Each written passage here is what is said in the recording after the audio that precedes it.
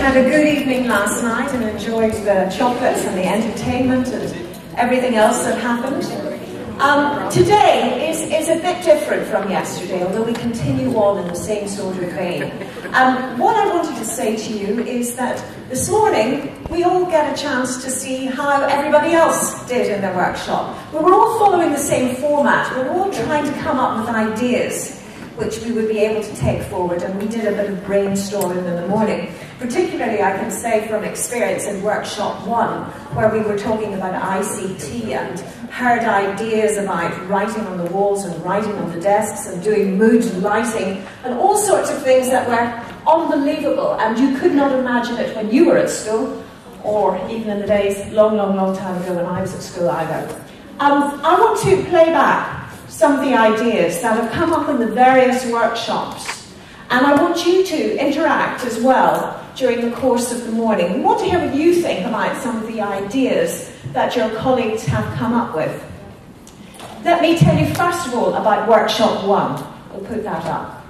Ours was turning schools into 21st century learning environments, and there were lots of ideas that had come up from our chief speaker about these, and how the children should design their own classrooms, and how they should write on the walls, and how they should write on the desks, and how they should lie around on sofas, and how they should have computers on all the time, and they should have handheld devices on all the time, and the world is open to them in their classroom.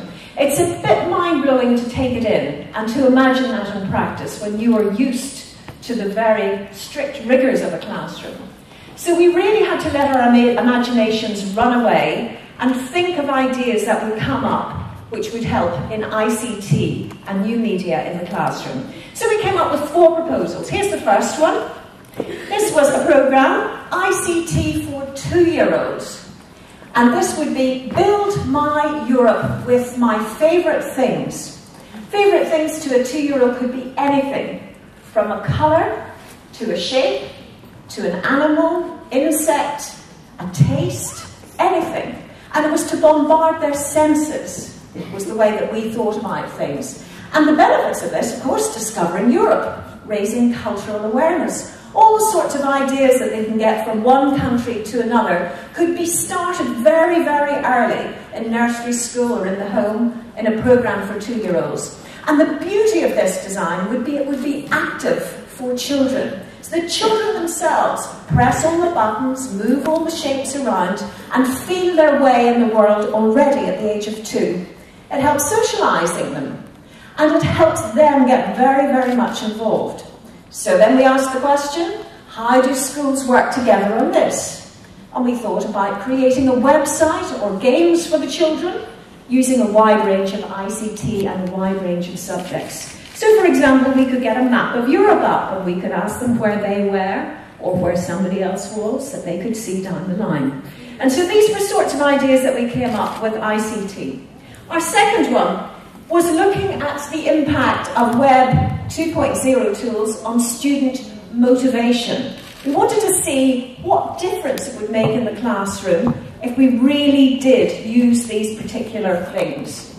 So the benefits of this, we would think, would be motivating more teachers to use them, motivating students to learn by themselves, and making the users technologically aware and savvy, use of evaluation tool and use of a survey. So what we wanted to do was to make sure that people got to grips, learnt all the different ways of using the web and using web tools. How could the schools work together in this? They could agree an evaluation tool and set it up. And what we wanted to see them try out were using Moodle, Google Docs, Facebook and Twitter, and Skype. So that was another proposal that we worked our way through. The third one, there were 4 altogether, as you had too. The third one was bridging culture through technology at all levels of capability internationally. So it was getting to know you across borders, okay? And that was a program that we are proposal that we were putting forward.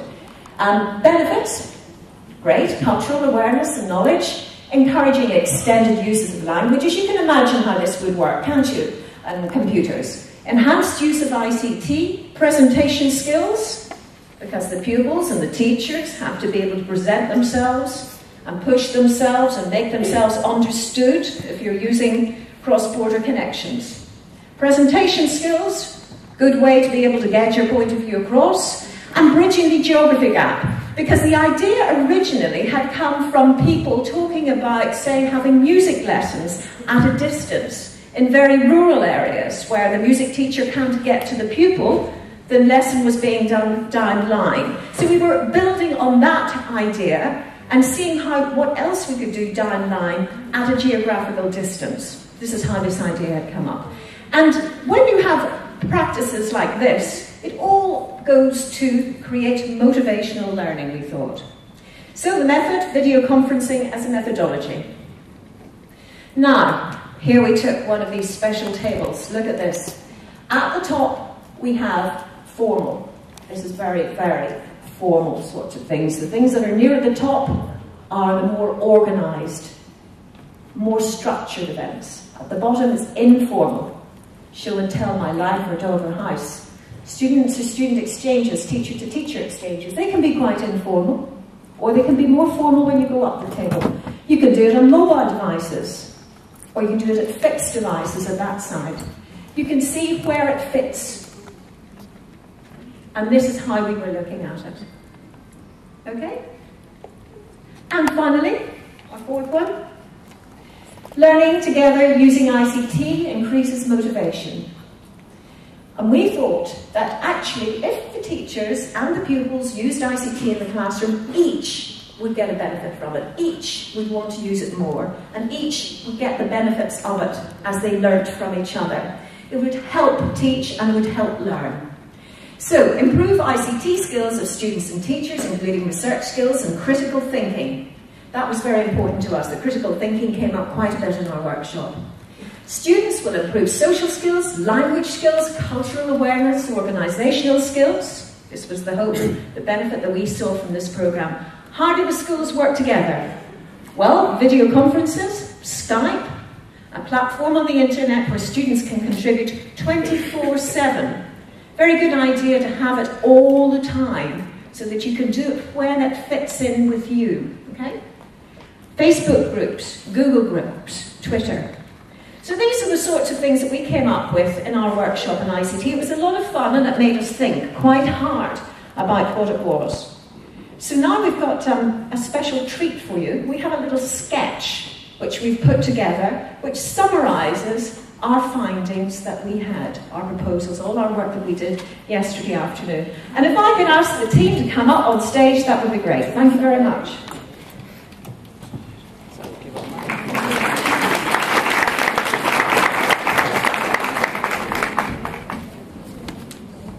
It's quite short, listen carefully, but I think you'll get the idea, okay?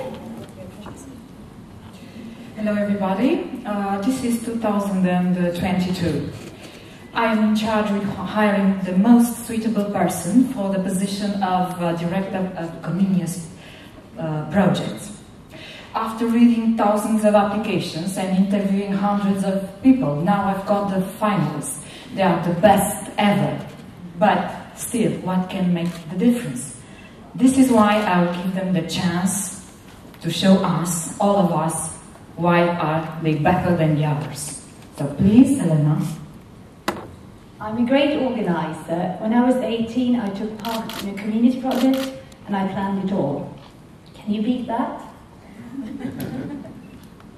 That's just a piece of cake. I was just 15 when I was part of the Comenius project. And we use Web 2 tools, and this really increased my motivation for learning. That's nothing. When I was 8 years old, I took part in the Comenius project where we used all kinds of video conferencing to have virtual exchanges with the school in Portugal. For example, I used my iPad to bring them along to a barbecue in my garden. No way. I think I'm the best person for this job because first time I used ICT, I was only 2 years old. Thanks to Comenius, I use ICT in my class. So I think I should have the job. What do you think? Thank you, everybody. it would be very, very hard to choose. You have to help me. Thank you. Thank you.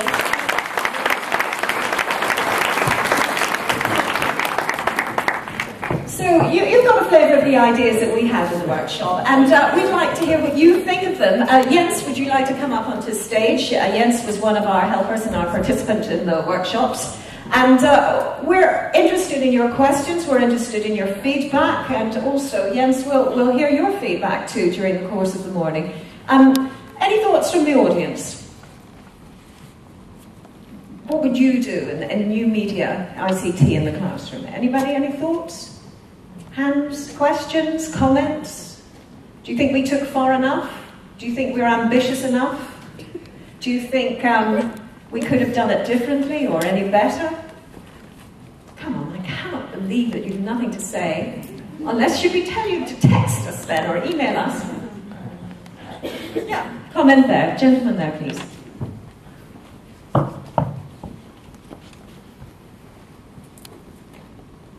Thank you.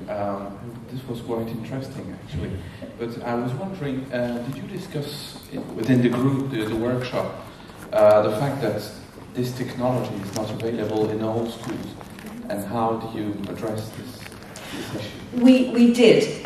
Did we talk about the fact that not all the technology is available in all the schools? We did. And in fact, this became quite an issue in one of the proposals that we were talking about, because some people felt it was very unfair to have a proposal which, in effect, because of resources, excluded some children.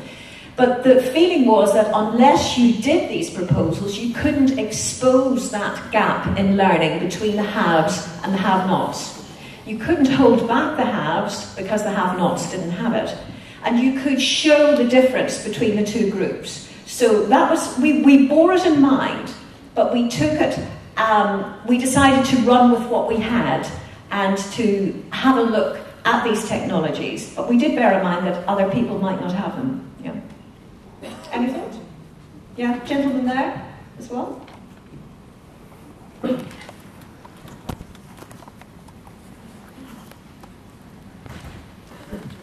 Thank you very much. Thomas from Estonia. I was in the first workshop, and my question to Jens is that, is it symptomatic to the age we live in that we are talking about the gadgets, the technology, and we are not concentrating on the change in the teaching paradigm, methods, the breakthrough in what we do differently? We use technology just as a substitute to textbooks, workbooks. Indeed, that's summing up the challenge in a nutshell. And the big focus, and I talked about that also in the workshop yesterday, is that we have to look what the added value is of using ICT, and not only using ICT on an ad hoc basis, but using it as an integrated way in the way we teach. And that's why I asked yesterday also in the when developing the ideas which turned up from the workshop, to also look at how you could, for example, use it to motivate people, and that's something which is being reflected in quite a lot of the proposals we heard, but also in how you could use it to differentiate in teaching, for example. And another aspect is, well, the first question was related to the way hardware is available in schools, but perhaps we should not also focus on all the really big hardware like interactive whiteboards or very high-speed connections, but also look at mobile devices. Almost all pupils nowadays have some sort of mobile device, be it a telephone or even an iPad. But even with a lot of, in the next few years, I think mobile devices will become much more important, and we will also have to look at how we can use them to for using ICT in education. And Stephen, also our keynote speaker yesterday, referred to that. Instead of having a policy with not allowing pupils to use mobile devices in school, rather stimulate them to have their mobile device on the table, turned on, and use them as part of the process of teaching. And I think what you raised is a very important question, And it's really trying to venture beyond using ICT just as a tool, but embedding it in the way we teach in a systemic way. And yes, that's something which is missing in the proposals we have heard. And that is still a big challenge. And I think the European Commission is also quite aware of that.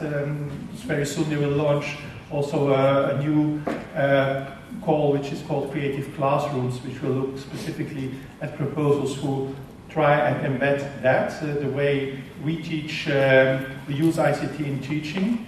What is the added value of it? Because research, if you look at research done by OECD, for example, it's very difficult to find hard evidence that ICT as it's used nowadays is actually improves the way we learn.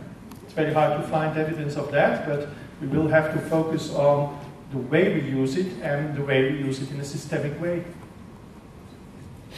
Thank you. Any more thoughts from the floor about this? Any ideas you'd like to pick up on that you might be interested in running yourself over the next weeks at schools? Yes, Mîţă. Well, I think I agree fully with what you said, that it's very important to think about the content and how you use ICT skills. But we should also not forget really the social dimension, and the critical thinking. I really want somehow, I think it's very important if you use ICT skills, you also have to be skilled in critical thinking. So it should go hand in hand. And without it, I think it would come to a lot of problems. Thank you. So we've seen the 4 proposals that Workshop 1 has come up with, and a final sum up from Jens, and then we'll go on to Workshop 2. Thank you, Diana. Well, I think my suggestion would be we have some four very interesting ideas, and I would like to ask people who were in those workshops to elaborate on them. It's still possible, for example, to get a grant for a preparatory visit to try and develop those into real projects. I really stimulate you to do so. But also, and that's linked with the remarks we have made, because it's necessary to do this not in an ad hoc basis, but really try and implement, for example, how video conferencing can be used as a means of teaching in, for example, rural areas. Try and embed that in not only in your school, but for instance in the whole region, in your educational region. So not only look, for example, at a Comenius school project to cooperate, but also look into the possibilities, for example, of setting up a Comenius regional partnership. For example, we had the proposal was initiated on video conferencing from a colleague in Scotland.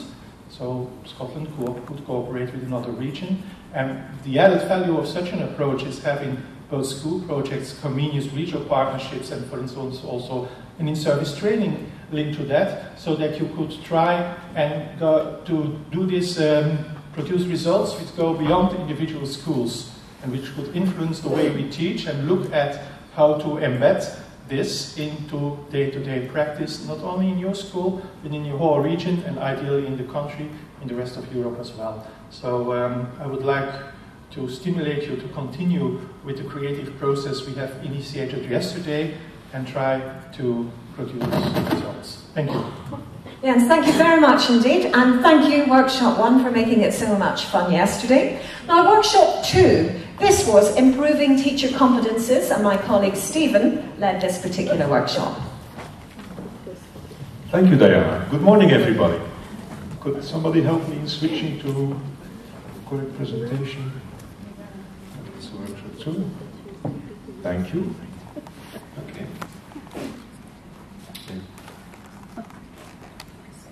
So, let's take a closer look at Workshop 2. So this was about improving teacher competences, right?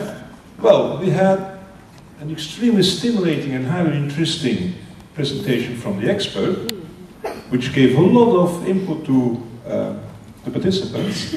We had the valuable input from the experience of the partners. We had some stimulating discussions when we visited the exhibition stands, and then people were asked to reflect on what are the challenges you think need to be tackled with respect to improving teacher competences. Where does it hurt? What are the pains you would like to cure? Right? And then we said, if these are the pains you want to treat, what do you think needs to happen? So this then became the objectives of the proposals, which then are turned into more elaborated project proposals. We have a lot of material available. It will be handed over to the Commission. We're not going to deal with each of this into detail. This is not the aim of this session. However, I think it's valuable to take a look at each of the ideas. So the 4 approaches are, the first one is about support teachers to be fully aware of their competences and strengths. Now the basic idea behind this is that teachers are not fully aware of their teaching competences, not fully aware of their strength or weaknesses, and that as a result they might have blind spots on the one hand, but also probably lose some self-confidence because they don't know where their strengths are, right? So people were discussing on this is something that we would like to address, and the way we think this should be addressed is by taking care that we have the tools that people can use to just get a better idea on their own competences, right? Doesn't mean necessarily that we have to develop these tools. There's a lot of tools available. It's just a matter of how to make sure they are used, right? Second, support teachers to be agents of positive change in constantly changing environments.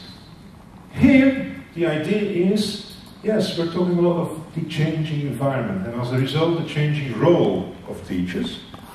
But it's not that we're changing from one static position to a new future static position. Change is here, and change is here to stay. So we better learn to deal with change, right? And rather than dealing with change in a reactive way, the idea here is to bring teachers in a position to help them develop the competences that make them agents of positive change, right? So they should be driving the change rather than responding in a reactive way to change, knowing that the environment will continuously change, right? The approach here is based on an interaction between teachers predominantly. So it's guarding, it's looking at, taking care of the continuous level of the quality of the teaching by having teachers helping teachers, by measuring somehow the quality of the work done, etc., etc. And they even had a term or a quote which could become the name for this project, Blossom.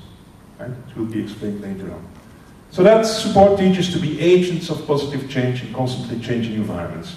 Again, we have an action plan to be handed over to the Commission. Then, teachers and pupils working together to catch the right fish in the vast and stormy ICT sea. So what's the idea about this? Well, we all know the pace of technological development is extremely high. Every 6 months you will see new devices popping up, new toys probably, or perhaps some of these might be extremely valuable if used in the right way. Okay? Now, kids, pupils, turn out to be early adopters of everything that is new technology. Right? So who are the perfect teachers to learn us, poor adults, deal with all these new technologies? It's the pupils. Right? So here the idea is to select those new tools that might become extremely valuable by working together with the kids. So it's pupils teaching teachers, if you like. Right? Could be a very interesting way to make sure that with the limited budget every school is struggling with, we still make the right choices in this extremely fastly developing area. That's why we call it a stormy ICTC. Last, the same teacher in different context in search of UNESCO's 4 pillars of education. The idea here is, very often, teachers are blocked in a certain context and remain blocked in that context. Right? So because of that, they have their perspective and they confirm this perspective day after day, year after year. They have their way of looking at students, at pupils. Now, if we would be able to take teachers out of their context, let them explore different contexts, it might end up in more open-minded teachers, certainly, but also, perhaps, giving them new ways, new perspectives of looking at their pupils and perhaps discovering new competences within their new qualities within their pupils. That's the idea here. It's clear that all of them are a bit related. We have the interaction between teachers and teachers, between teachers and pupils. There is the partnership dimension that is coming in each of these. So all take a different angle, all four, but all address areas where it hurts, if you like, with respect to developing teacher competences. So what are the benefits we hope could be achieved through these four projects? Given that several of these benefits relate to several of the projects, we just like to listen to them like this, right? So motivation, for sure. If a teacher is better aware of his or her strength, we can take care that the self-confidence is secured, right? Which results in more motivated people, the happy faces we heard yesterday, right? It will result in tools and a kind of a habit of self-reflection. Yeah? We show the mirror because it's one tool which could help with self-reflection. Role models. If teachers manage to become agents of change, they will become role models for the students, right? So that's the idea. Role models. Involvement.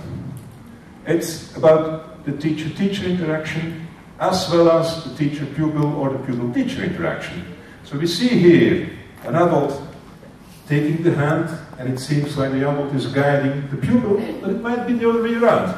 It might be the pupil taking the hand of the teacher. Remember the discussion on ICT, right? Digital competences, a term we heard yesterday. This is a way to develop these digital competences, the project on ICT. And lastly, the open-mindedness and the new perspectives that could be delivered through all of the projects, but certainly by changing the context. This is, in a few words, the outcome of workshop 2. And now I would like to call on stage, first of all, the expert, which we highly appreciated. Stand there. Do you have some first feedback to give on this or additional comments? Maybe first, let's... maybe I think it's a good idea to first let the talents of our members of our group. Let them Excellent. Yeah. That's a good idea. I must say that when we gave the assignment of preparing a sketch, right, I think it's fair to say that this was kind of a shock. Right? And I guess it's the same with the other workshops as well. And I'm quite pleased this morning when I know that they have been working very hard. Okay, so please come on stage.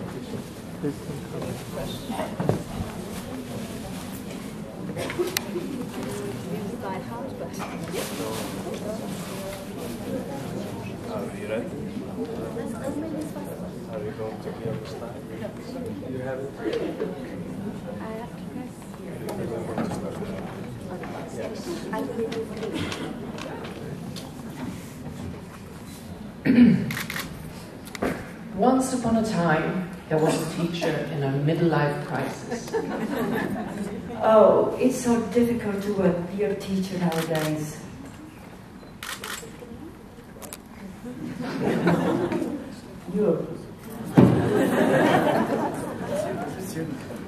As a student, I have to say you're wrong. You have very good qualities as a teacher, but of course you can always develop. No, I'm too old. I cannot develop anymore. I don't agree. You look very fresh most of the day, just a bit grumpy during your first class. But I think, as my fellow classmates, that you inspire us. Oh, thanks for telling me. Maybe I should have a strong cup of coffee before my first class. This is nice. I couldn't believe students could help me develop as a teacher. Maybe I can ask my fellow teachers, my headmaster, and maybe others for support in this. They can give me your other kinds of tools and ideas to help me. But tell me, when do I inspire you?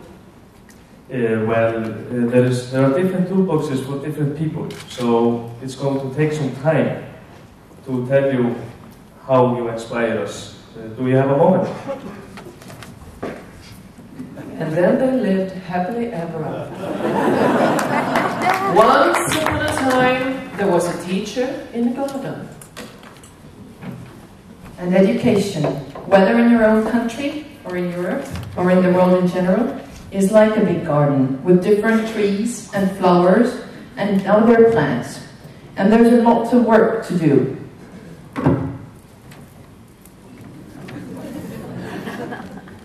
There's planting and weeding and watering.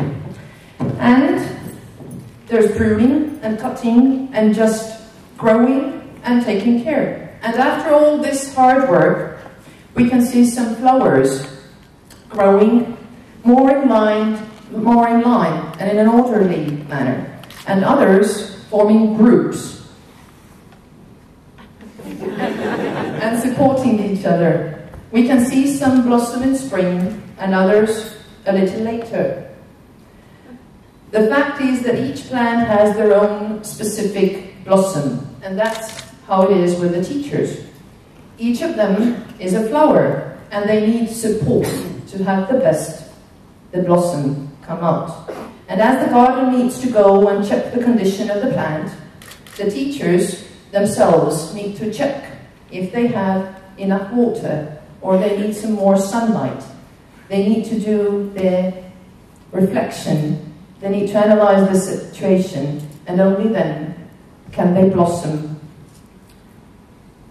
in full. And after that, she lived happily ever after. Once upon a time, there was a teacher fishing.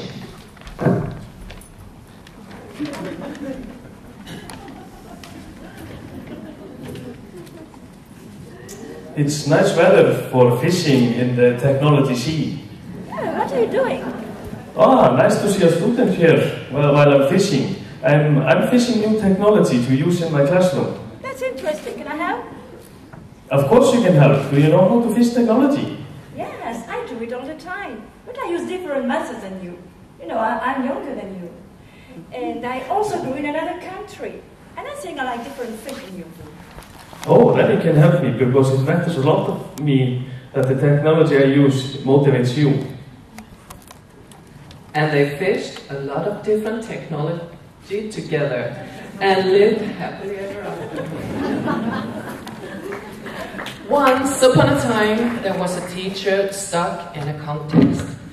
She needed some help to change perspective, so she went to the forest.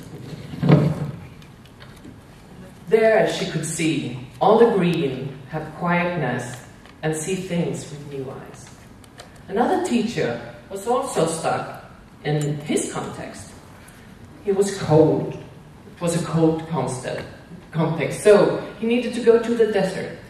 There he found the sun. Another teacher needed to go to the mountains. He needed some helicopter view. He felt like a bird all of a sudden, and he saw a lot of things. Another one lived in the forest, so she needed to go to the city. She needed some city life, get to know more pulse, and modern life. We all need to look at our situation from close and from a distance to get some new perspective. When we do that, we will live as teachers happily ever after. Thank you very much.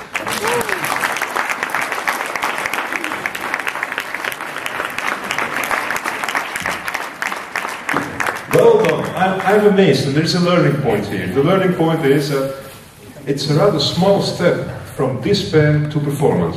So thank you very, very, very much. Well done.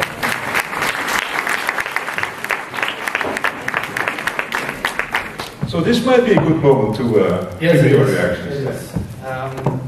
Why I waited is because we talked about different perspectives on improving professionals, teachers, students. And we are used to one specific perspective, the classic perspective, being the perspective of getting rid of shortages and not so much building upon strength. And I have a very good quote on that. It's the following quote: if good is the opposite of bad, and we work at those things that we are not good at, we don't get good, we get not bad. So do we want to be teachers that are not bad, or do we want to be teachers that are good, or very good? So why don't we focus also, and more than we do now, on what we are good at, what gives us energy, why we love this job so much, instead of the things that we maybe don't like that much. From that perspective, you can turn good to very good. And we all want to be very good teachers. Maybe we cannot be very good at every aspect of our jobs, but we can become exceptionally good at certain aspects of our job. And then working as teams together, we can really make a difference in the lives of the children and the pupils and the students we work with. That's the different perspective. That was the idea I also brought into this workshop. And I saw a workshop that was highly motivated to work on things that already work. What's good already, and how to get better at things. That gives you energy. So one idea of strengths, of talents, is that you must find the right contexts, the right situations to perform these talents. Maybe you have talents you didn't yet discover. And that's also the idea in the proposals, that you create different contexts for teachers as well as for students, so they can acquire or learn to know new talents they have. Because if you look at students as pupils, pupils who are talented at sitting still in a classroom, shutting up for a long time, writing down things that are noted on a board, reproducing knowledge at the moment that they are asked. This is the context that we provide in education most of the time. And all the students that are talented in these contexts, they will benefit. But the students who are very actively, or the students who have a talent for negotiations, for instance, they don't get the chance to get their talented, fully talented, be at work in school. So that's the idea of the context. The agents of change. I think I like that idea very much. It's also a UNESCO idea. Teachers should become agents of positive change. You have three kinds of people in this world. You have the people that make change happen. You have people that follow the change. And you have people that look back after a while and say, hey, what's happened? Well, teachers can never be the kind of people that look back and say, what happened the last 5 to 10 years? They should be ahead of the rest of the group. Or they should right in front of everybody else. And that's why we should be agents of change. We should make change happen. And I noticed that in the different projects. The last remark is that educating teachers is a difficult job. Improving teachers, educating teachers, because it's always, educating means developing once. And for teachers, and for teacher education, it means that you must develop once to develop others. So it's on a Mîţă level. It's very complex.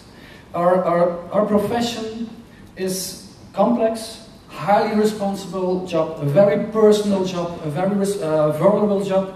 And these projects, therefore, and what we do with teachers, and how we try to improve teachers or develop teachers, it cannot be simple. It's never simple. You cannot put it in a set of competences. It's about, and you all know that, it's about your mind, your body, and your soul. It's about concepts and tools. It's about values. It's about different stakeholders. And that's also what I heard today, was not only looking at yourself or at your peers, but also at parents. Let pupils help you and involve all these stakeholders at different moments in teacher training and in in-service training. What has been done yesterday and the way you presented this today was phenomenal. I think congratulations on that, and I hope very much that this group, that everyone will be able to work out such a project, a positive project, in which you work on what works well already, and to become very good and to become excellent teachers, because that's what we need in education, I think. Okay, thank you. Thank you, Stijn. I think we have time for probably one question or comment. We have to respect the schedule of the others, obviously. Is there somebody? Are you impressed to that extent that you can't talk anymore? Well, then we obviously reached an impressive level. Okay, thank you very much. Let's proceed with workshop number 3. Thank you. Workshop number 3. Maybe you can have listen to that. So, workshop number 3 was about inclusive schools. Schools that work for everyone. Here again, loads of energy, loads of innovative ideas, very impressive. And the main challenge was really to converge all these ideas into what became 4 very interesting project ideas.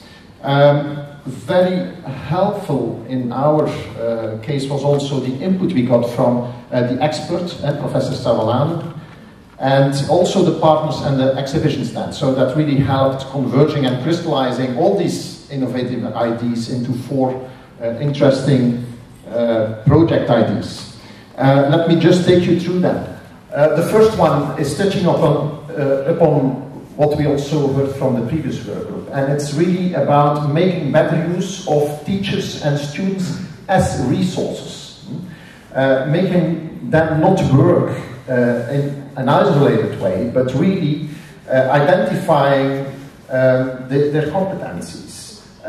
We need to get a better view on teachers and students' abilities and capabilities, and valuing the different capabilities they have.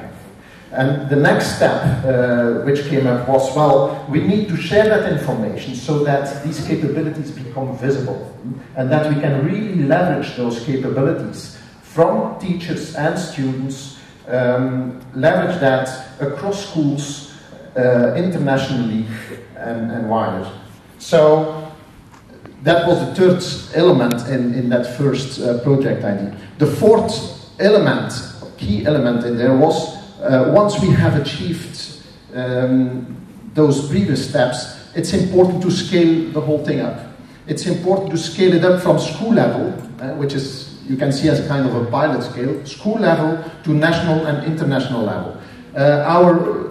This group of Project ID 1 came up with a whole lot of very practical ideas on how to achieve that. It would take us too much to get into those details, but there were a whole list of ideas on how to make that happen by exchanging ideas through ICT conferences, meeting between schools, workshops for schools, etc., etc., etc. So that's making better use of teachers and students as resources and leverage that between schools. Project ID 2. Well, let me maybe first, to keep it clear,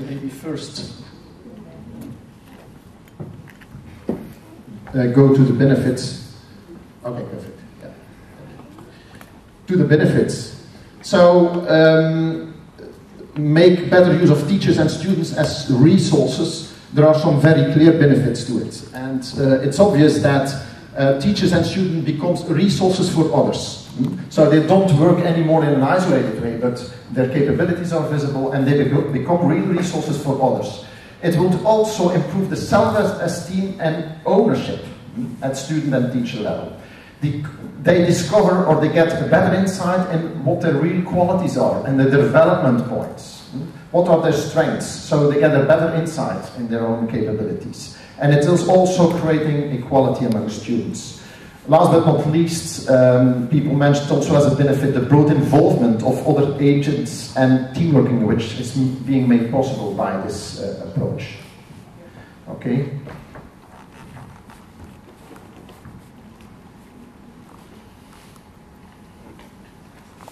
Second project idea is called Mixing Academic and Practical Learning. Academic or theoretical learning and practical learning.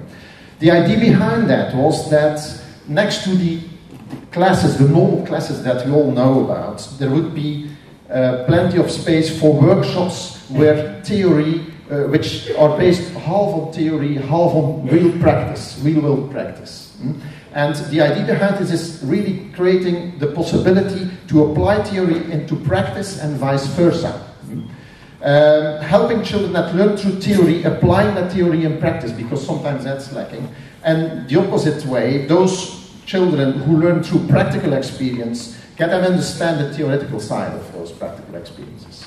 So really make the circle round. The idea behind is that different children have different learning styles, and they have preferential learning styles. And by combining those in this way, you make them better understand each other and value each other. This group also came up with the idea that it's important to identify best practices within this respect and turn those best practices into policy recommendations. So they were really thinking about how can we get that experience, that very valuable experience, then at a particular moment in time when we are ready, how can we get that up to the national level, to the policy-making level, to turn it into a sustainable learning process, if you want. So that was a very important aspect of that. What does that mean in terms of benefits? Again, mixing academic and practical learning experience would really help everyone grow and develop in learning and experience. It would create some inclusion, which is overcoming stereotyping. Children learning from one another more than before and support each other. Equality of experience, learning and socialization. So you're working on those three levels at the same time. So let's move to project ID 3, which was called Teachers Classroom, Multi-Professional Support for Teachers. So whereas in project ID 1, the focus was really on teacher capabilities and student capabilities, here we are looking at inclusive education practices, rather. And first element in there that the people in the workshop came up with was, well, we really need to investigate what we have already in terms of those inclusive educational practices. We need to make an inventory, to audit it, so that we have a view on what we have and what we are still missing. So that's an important element in there. And then setting up ways to share those good practices through, for instance, job shadowing. I've seen that word coming back in different workshops.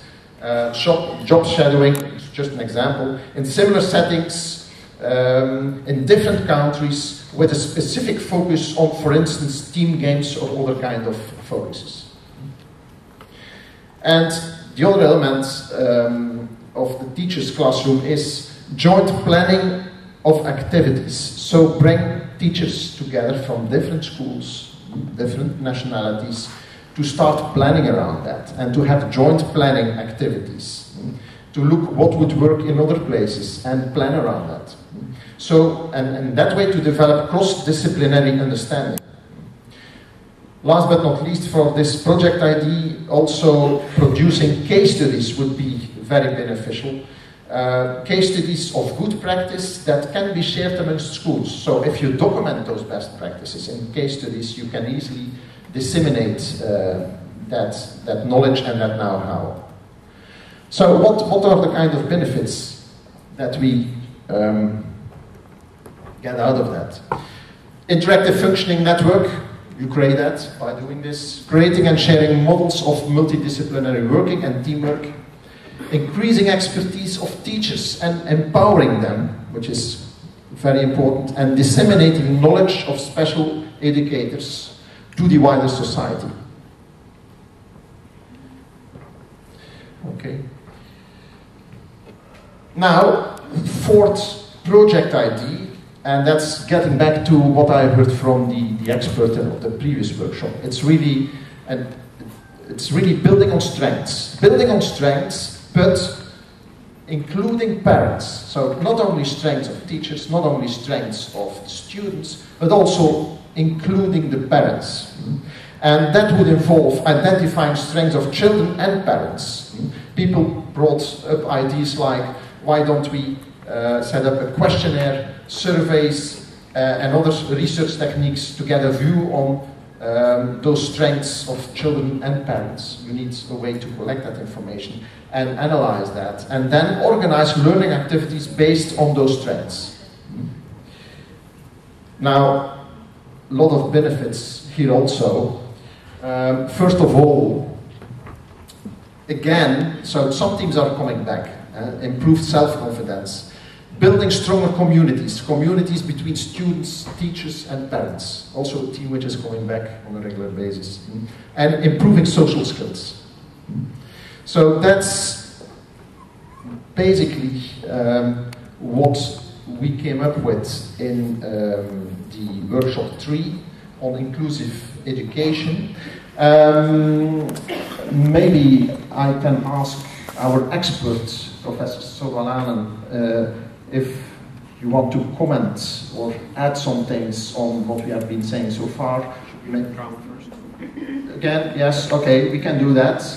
Perfect, okay. Let's first start with the 4 people who were kind of volunteering to, yes, and I must say, I think they've done a great job.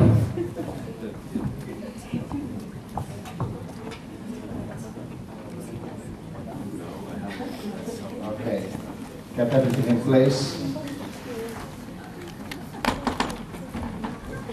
I'm just wondering, would it be more difficult?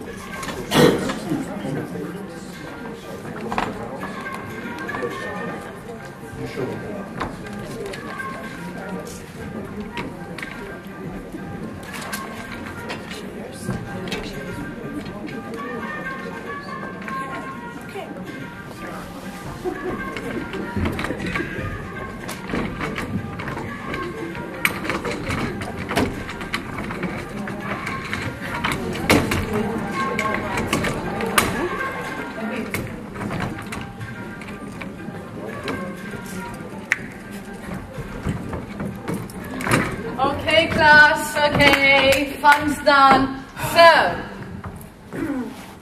who is ready for some nice lessons today? Raise your hands.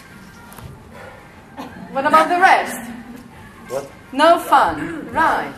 Well, because you've been such a great class, I would like you to draw something today for me. Wow. Yeah, and that would be my ideal school.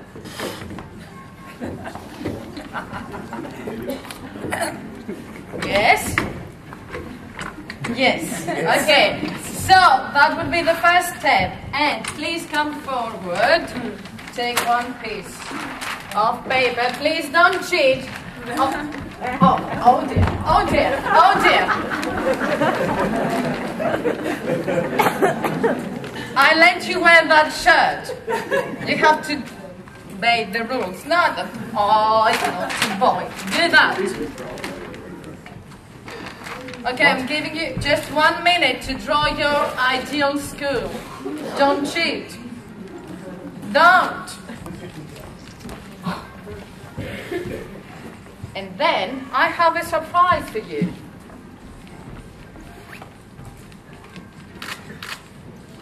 Don't cheat.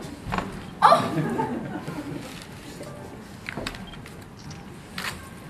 30 seconds left.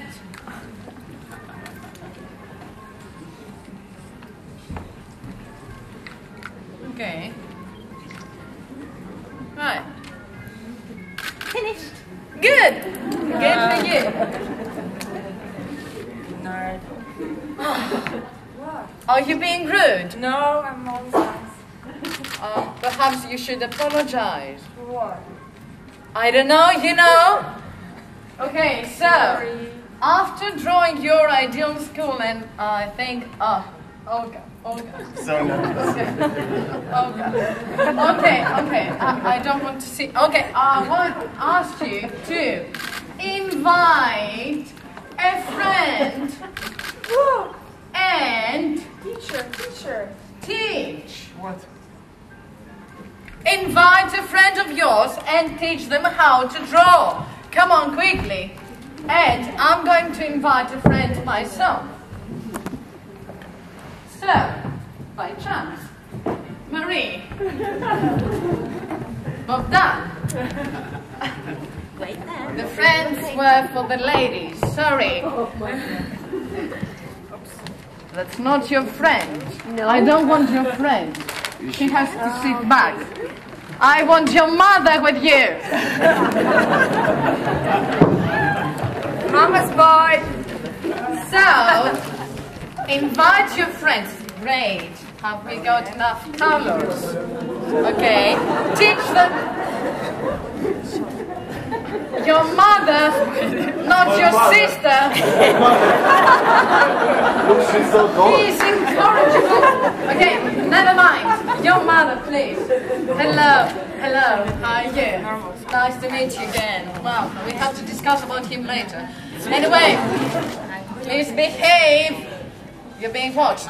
So please sit down and show your mother what we are doing here. Well, class. Not yet, not just yet. No. Okay, so if you can sit down. And class. Class? Yeah? Hello? Well, you have your friends. I have my friend. My mommy is my friend. You have your mommy and I mouth want shut. her to be my best friend. Okay, and my friend is going to be watching what we're doing today. Okay, and actually, yeah. Well, she's gonna be like a shadow. Do you know what's a shadow? No? Anyway, forget about it. No drawing. We have not a lot of time left. Where's my shadow? Have you seen my shadow? I don't know. Where's the shadow? I don't know. Anyway, so teach your friends. My mommy. And your mommy, so friend and mommy. Oh, be quiet. Teacher.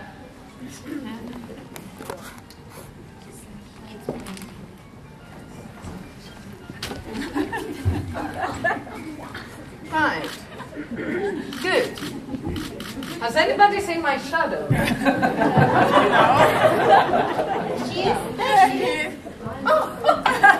Different. Okay. So, have you finished? Yes. Yes? Did you enjoy working with friends? Yes. Yes? Can I see hands? Okay. Right. And so, can we make now a nice exposition of our outcomes? Okay. To see, for the people to see what your ideal school is. So, if you can all stand up, have your drawings at hand, and show it to the world. Yes? Where is, oh, come on. I need yours. It's yours. I don't care if it's ugly. Don't shadow her. Okay. Okay. So, well, I think we are going to put that over that wall. so that you remember all the time what your ideal school is. And now, last but not least, one last thing I will ask you. Write your word from your country. Shadow. Okay, what is school in your language? This is what I mean. So, one after the other, please come to the board and write, for example,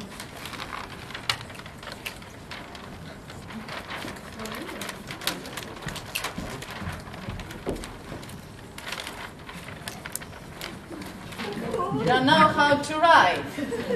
Have you heard of inclusion classes? I have an excellent mother. Okay. You don't write like your mother, though. No. Anyway. I like my father. We have to deal with that.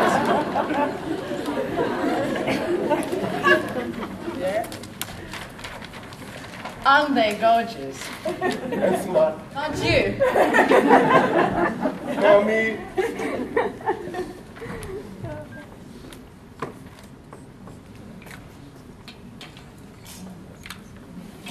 Shadow.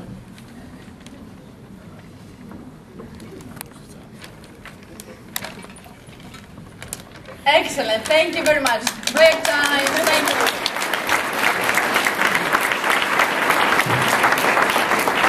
Thank you. This was very creative and very entertaining. So thank you very much, impressed. Thank you so much.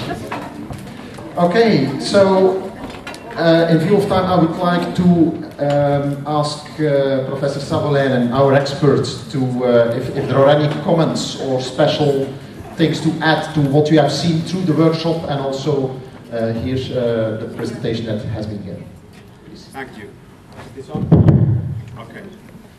So there was an active discussion, and just briefly, I would like to point out that there were a few common themes that came in most of the discussions in the groups. And one is emphasizing that if we want to create inclusive education, which involves finding new ways in teaching and learning, it's important that teachers learn from each other. There's a lot of resources in the schools there that we can unlock if the teachers work more in collaboration with each other. The other common theme that came in many groups is the use of alternative types of education. You just saw what wonderful things a drama can create for all of us. And one important aspect there is that when we have these alternative ways of education, then each and every child, even the ones with more difficulties in learning, can show at least one strength in the school. Looking at the projects then, I think one important aspect is that when we start developing projects like this is the sustainability of the projects.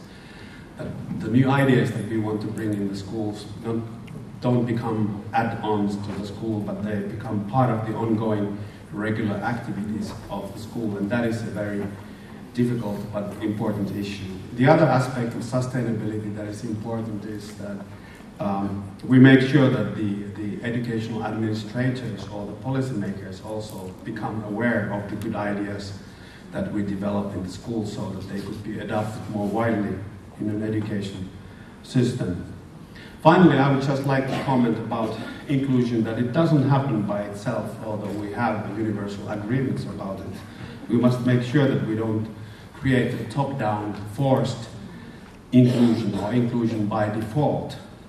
Instead of that, we have to make sure that schools and teachers get a chance to take ownership in the process of developing inclusive education. And this includes also changes in the attitudes of the teachers, perhaps also on the parents. But some of the approaches presented by the previous group of teacher competencies actually provided some ideas how to do these changes.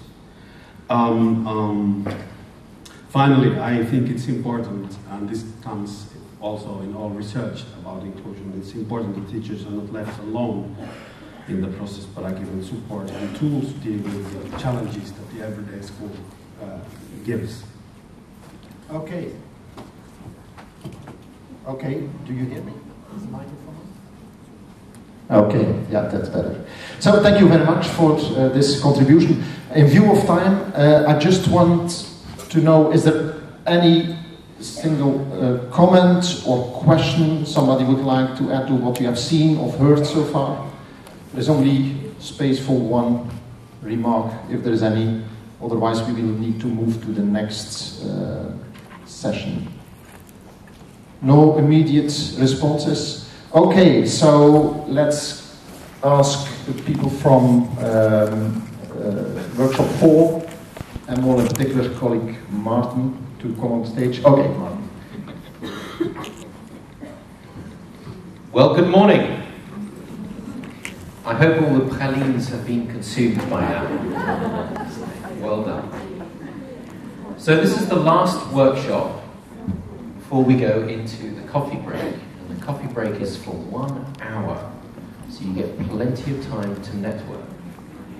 And here we are, workshop 4. And the title of this workshop is... Oh, yes, no, please go ahead. Click. There we go. Supporting the internationalization of schools. I have to say, as a native English speaker, I'm not sure that's a word, internationalization, but I think we all know what it means. How does my school, in my particular local context, embrace the global perspective? How do we ensure that the international dimension is fully taken into account in my school? Because as we heard from the professor yesterday in one of the keynote speeches, youth are global already. Well, we had 4 ideas, like other people, and the first one of those is a support point. Now, what this means in practice is that in your school, there would be a dedicated area or place for information and resources on international dimensions. It might be a room, it could be a notice board in the passage as children are going past, but it is a place so that anybody who is interested and wants to find out more knows where to go. And it's constant. This place is physical, but could also be virtual.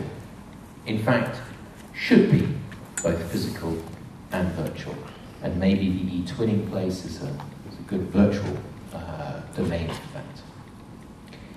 And it's a place where you can also organize events and display information. So that's the idea of the support point. The benefits, well, plenty of benefits. As a teacher, you might often be in your school going, where do I get information? Well, now you would know where to go, because it would be there. So the teachers, the schools, the pupils, and even the local community, parents coming in and out, have a place to find out, oh, this is how we can bring in the international dimension. This is where we can get information. Because it's a permanent place, you have continuity. It's not a temporary display. Or, we're going to put a desk in this corner for a week and then it's gone. Continuity is very important in this context. The information is, of course, a benefit available locally. You don't need to go to Brussels and to the Comenius stand to get this information. It's here in my school. Very important benefit. And of course, teachers can get involved. They can contribute. For example, you've all got these great projects that you've been doing in the Comenius, lots of photos. Where are you going to put them? This support place is a permanent area where you can show all the information that you have been involved in creating. And therefore it's also an increased motivation for teachers to be able to say, look, this is what we did, and here's the place, you can always come back to it. So that was the first approach. Second approach, the international coordinator. I'm getting very good at juggling paper in one hand.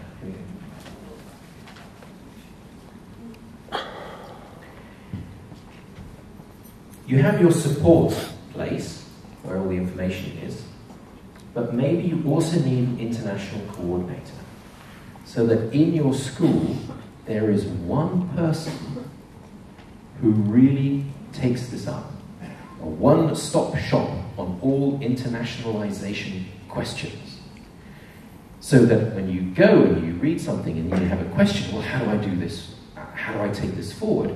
There is a teacher or a volunteer, depends on how your school works, who is there to always help. I am your international coordinator. Come to me, I can help you with these questions. It's very important, though, that the international coordinator, whether they're a teacher or a volunteer, has a direct link and close cooperation with the head of the school. If the head of the school is not behind this and is not bought in, it's going to be very difficult to make those connections and to make this work. And therefore, making sure that the international coordinator can work closely with the head of the school is a key element to this proposal. The benefits. Well, you have a single contact person. You know where to go. And this person communicates information, liaison, not only within the school and with the parents and the broader community, but also with other schools, because that's going to be a key element about twinning, getting other schools. That's the international dimension. Another benefit, it's a good opportunity for the pupils of the school to develop the school as a unique selling point. If I'm the head of the school and I have this international coordinator and we've got a big European and international dimension, that's a good selling point for my school. Also, for the person, the teacher who takes this on, it's continuous professional development. It's great for them as well. But mainly, the function of this international coordinator is a repository of information, and that is one of the key benefits that we get out of this. All right, the third idea, teaming up. Well, I learn something every time I go to a conference, facilitate a conference, and this time I've learned what CLIL is. I'm looking to my colleagues. Do you know what CLIL is? You do. My other prospects got it. No, they don't. I do. It is Content and Language Integrated Learning. Have I got it right? Yes, very good. CLIL, I know what that is. Teaming up. A big focus of internationalism, of course, is that you get to meet people from other places and you naturally form teams. You need to cooperate, you need to work together. And therefore, teaming up has to be a key concept in internationalism. But how do you make that happen? Well, this group came up with the idea of using CLIL as a main mechanism for the teaming up. You streamline CLIL into school policies. At the moment, some schools have more of this than others, and therefore really integrating it into the school immediately creates teams. Because if I'm the French teacher and my colleague who teaches geography now has the challenge of teaching geography in French under the CLIL program, we start to work together. How's that going to be possible? So you begin to get teams within your school to help move forward on the CLIL program. But also with other schools. So the geography teacher in Ireland, let's say, who now is going to be teaching geography in French, maybe contacts somebody here in Belgium and says to the geography teacher here in Belgium, how do you teach this subject? And therefore, you begin to get exchanges, you begin to get teams of geography teachers coming together. That's how it would work. The benefits.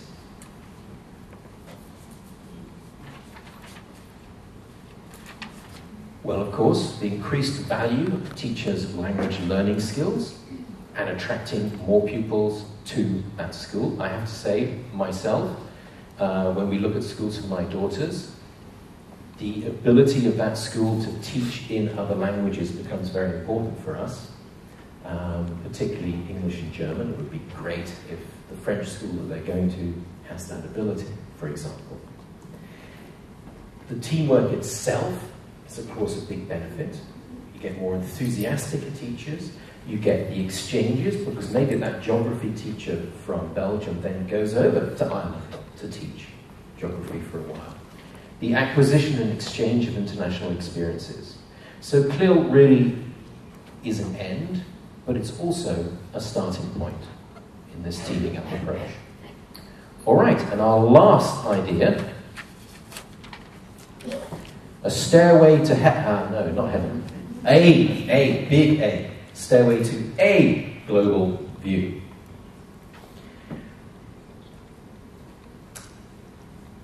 This might be a bit of a controversial proposal. Working towards a universal internationalization curriculum. And the idea here is that we begin a very gradual approach of looking at our curriculums and the international dimensions in those. Both internationalization taught as a particular subject, but also how is the international dimension brought into maths? How is it brought into geography? How is it brought into history? And it's a gradual approach, therefore a stairway. It's not saying, let's have a unified, harmonized curriculum which looks at internationalism in this way, but it says, let's start looking at the elements that people have. Where are the common elements? Where can we learn from each other? It's an analysis of the curricula and a gradual, and here's the word, harmonization. And we'll be coming back to you as the audience in a minute to see what you think of that concept. And it's gradual, and therefore it's a stairway. The benefits of this? Well, friendships between students, because the curriculum is becoming more similar, and therefore the student in Germany talking to the student in the UK and Portugal and in the Czech Republic, they begin to share ideas. Knowledge of other educational systems, it helps your own educational system if you're able to take something from the curriculum of another country and begin to use it in your own. The education and involvement of parents in internationalization, again, coming back to this theme of how do you involve parents, and the emphasization of global aspects in the subject, because of course what we're looking for is the internationalization element in school. So those are the 4 proposals. And now, the moment you have all been waiting for, and I've been waiting for with some trepidation, I would like to invite 4 volunteers to come on stage with props. Look at this. This is amazing. Ladies and gentlemen, please give our 4 actors a big hand.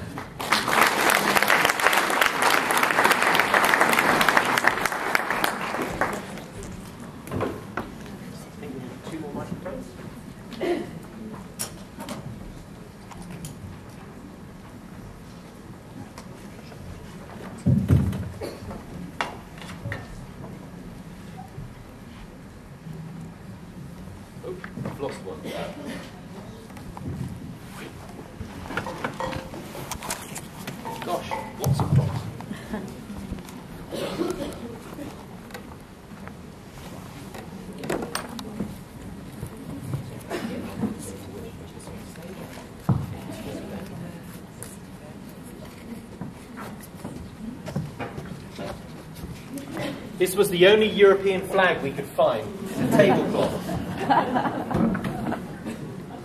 Is this a good place? Is this a good place? Yes. Let's bring those things over there. Oh, yes. Oh dear. Yeah.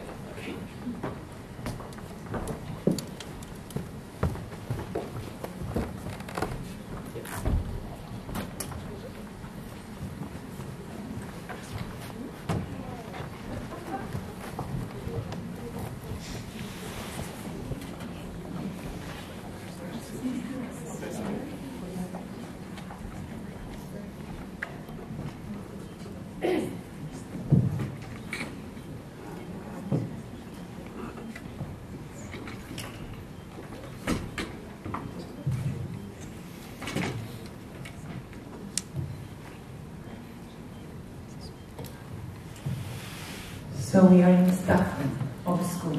Okay. Hey, Maria. Maria. Sorry, I'm busy. Maria. I've got classwork to correct. Tell Sorry. me this. Have to hear me, please. I'm in a hurry. Okay, Yeah, okay, but look. There's this new directive that came from the Ministry of Education this morning, and it's fantastic. You know what they're doing? They're going to introduce cleanliness. Oh, what? Yes. Nice news. That's beautiful. More things to do. That's wonderful. We've got dozens of things to do already. No, it will implement. It will be the chance. It will be the chance to bring internationalization in the school. Do you think I should teach my subject? I should teach maths in what? In any language. You know English, you know Italian. You can do that. You can't do that. Come on. Yes, it's fantastic. That's the only way. Okay, by the way, could I come to one of your lessons and speak to the students because I got something to tell them? Could I possibly use one of your hours? Well, why not? Oh, okay. Okay, thank you. Yes. But anyway, do we have to discuss about CLIL now? Well, I was just going to tell you that this is fantastic because it comes from the Ministry of Education and it's a change in the curriculum.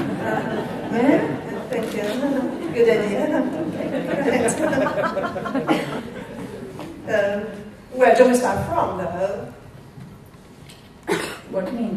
What's the first thing to do? Well, what you need to do as a teacher, you teach science, you have to teach it in another language. For example, in French, I can't speak French that good as to teach. What should I do? It's very easy. We have got help at school. You can go and seek for some help. Okay, shall we ask? Okay, you go. Oh, let's go together. Okay. Okay. No problem. Right. Hi, ladies. You're very welcome. You have a problem with the new director from the ministry, I believe. Yeah. Okay. Well, look, we don't need to reinvent the wheel because in my role as the international coordinator in the school, we have a number of links with other country areas. And I think that knowing as I do that the benefits of this for our school in terms of being able to say to the colleagues in the community and in other schools that we are going to teach these particular subjects using the CLIL methodology, I think that we need to regard it as an opportunity, even though it is going to be a bit of a worry, but we will use the expertise, and I know from the context that I have in the other European countries that there are help that we can access by way of initiatives from the European Commission that will help us and will enable us to have contacts with other individuals. We also have a help line and a help desk within the schools that I can refer you through where we can get absolute information about what we need to do. So after you've spoken to the team help desk, maybe come back to me and we can facilitate more contacts internationally. Thank you for your help. Shall we go You're welcome. Yes. Okay, thank you. Okay. Hello. Hello. Hello. Hello. We've got a huge problem.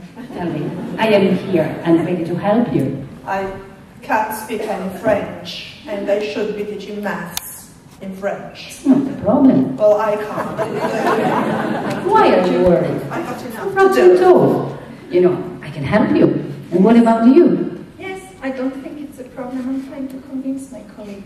Okay, you're right. But, you know... What should we do? No problem. We have a network of different schools, so we can get in contact with them and get some material about your topic.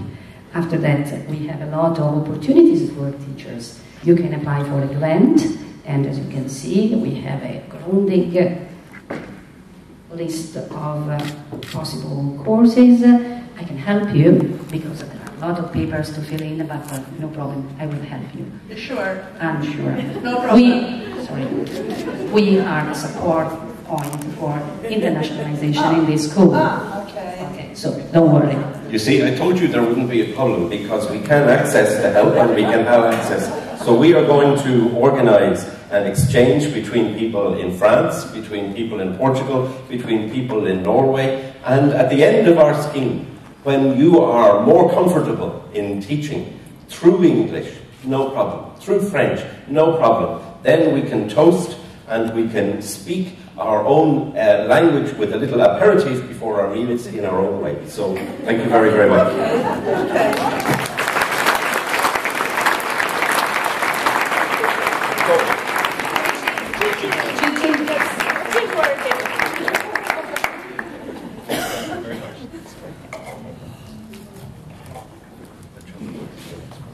I think those were the vodka shots that we were sharing earlier. Marcia, can I invite you to come up on stage, and if you have any comments on what you've heard yesterday and this morning. Thank you very much. I'll just get out of the light. I really enjoyed watching that. And why is that? We are all enthusiastic teachers here. We know how much fun it is to work in a European or international setting. But we have these colleagues who are not convinced yet. And this is a major challenge. And all the examples that were developed yesterday in our workshop demonstrate good ideas from schools how to develop further.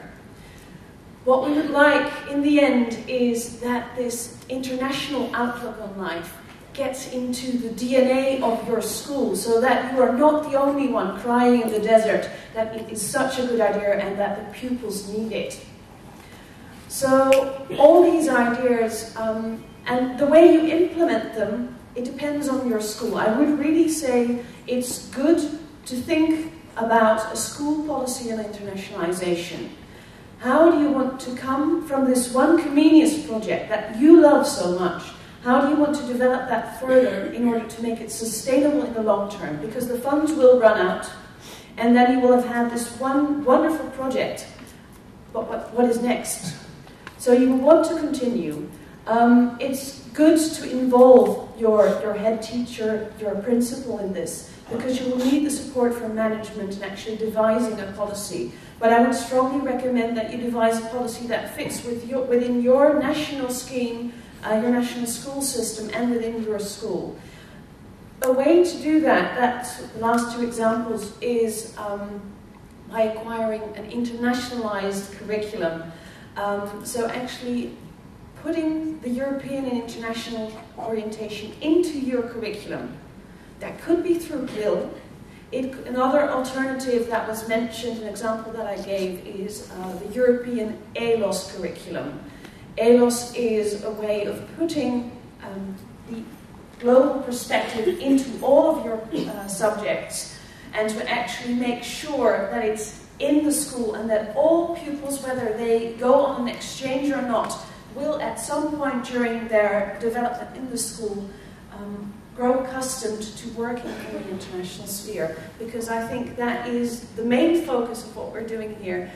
We see that it's beneficial to our students, and we want to open up the world to them and look beyond the school. And all these means of actually making sure that it doesn't stick with you as a person, but it spreads out throughout the school, is a very good idea.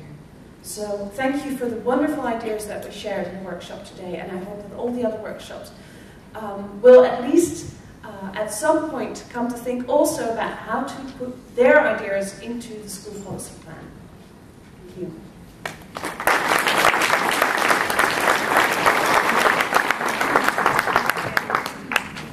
Thank you very much indeed. Well, you've had a great variety of ideas that have come forward and illustrated in most novel ways this morning, which has been extremely interesting. Thank you very much indeed to everyone involved.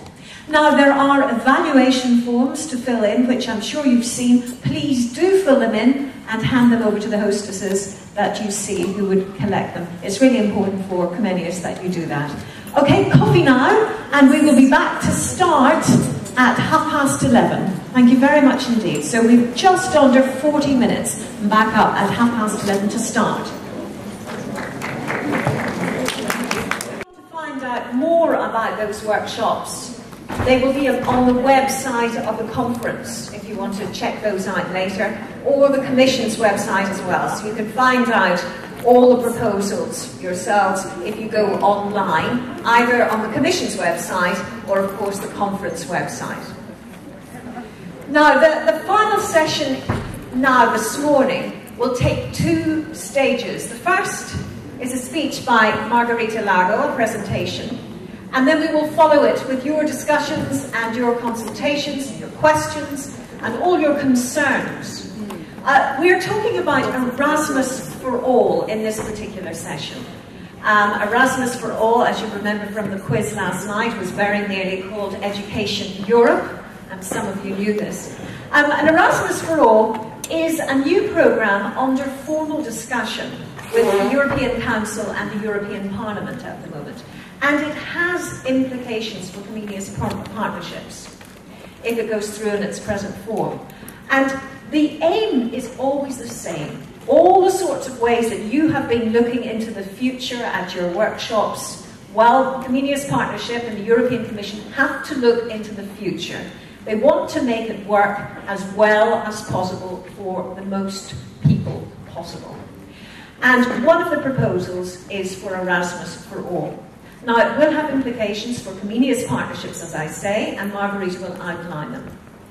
One of the things that came up at my workshop yesterday was that the phrase, and it has come back to haunt me a few times actually since then, trust and share.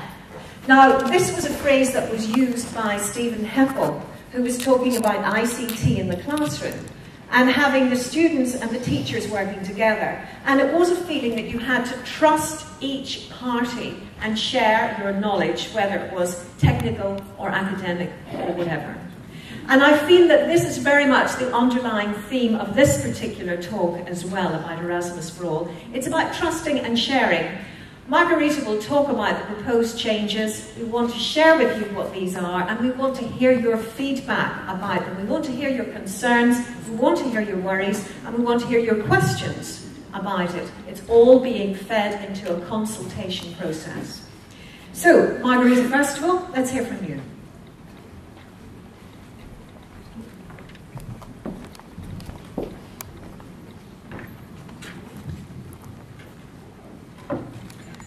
Okay, good morning. Sorry, but this session will not be so nice as the previous one. But I tried to convince some national agencies to come here and to do a sketch, but they didn't answer in a very good way. That means, well, except if they want to do that, if not, I will be alone with Diana. Okay, first, what we are. That I will try to introduce you. Okay, so I will. Okay,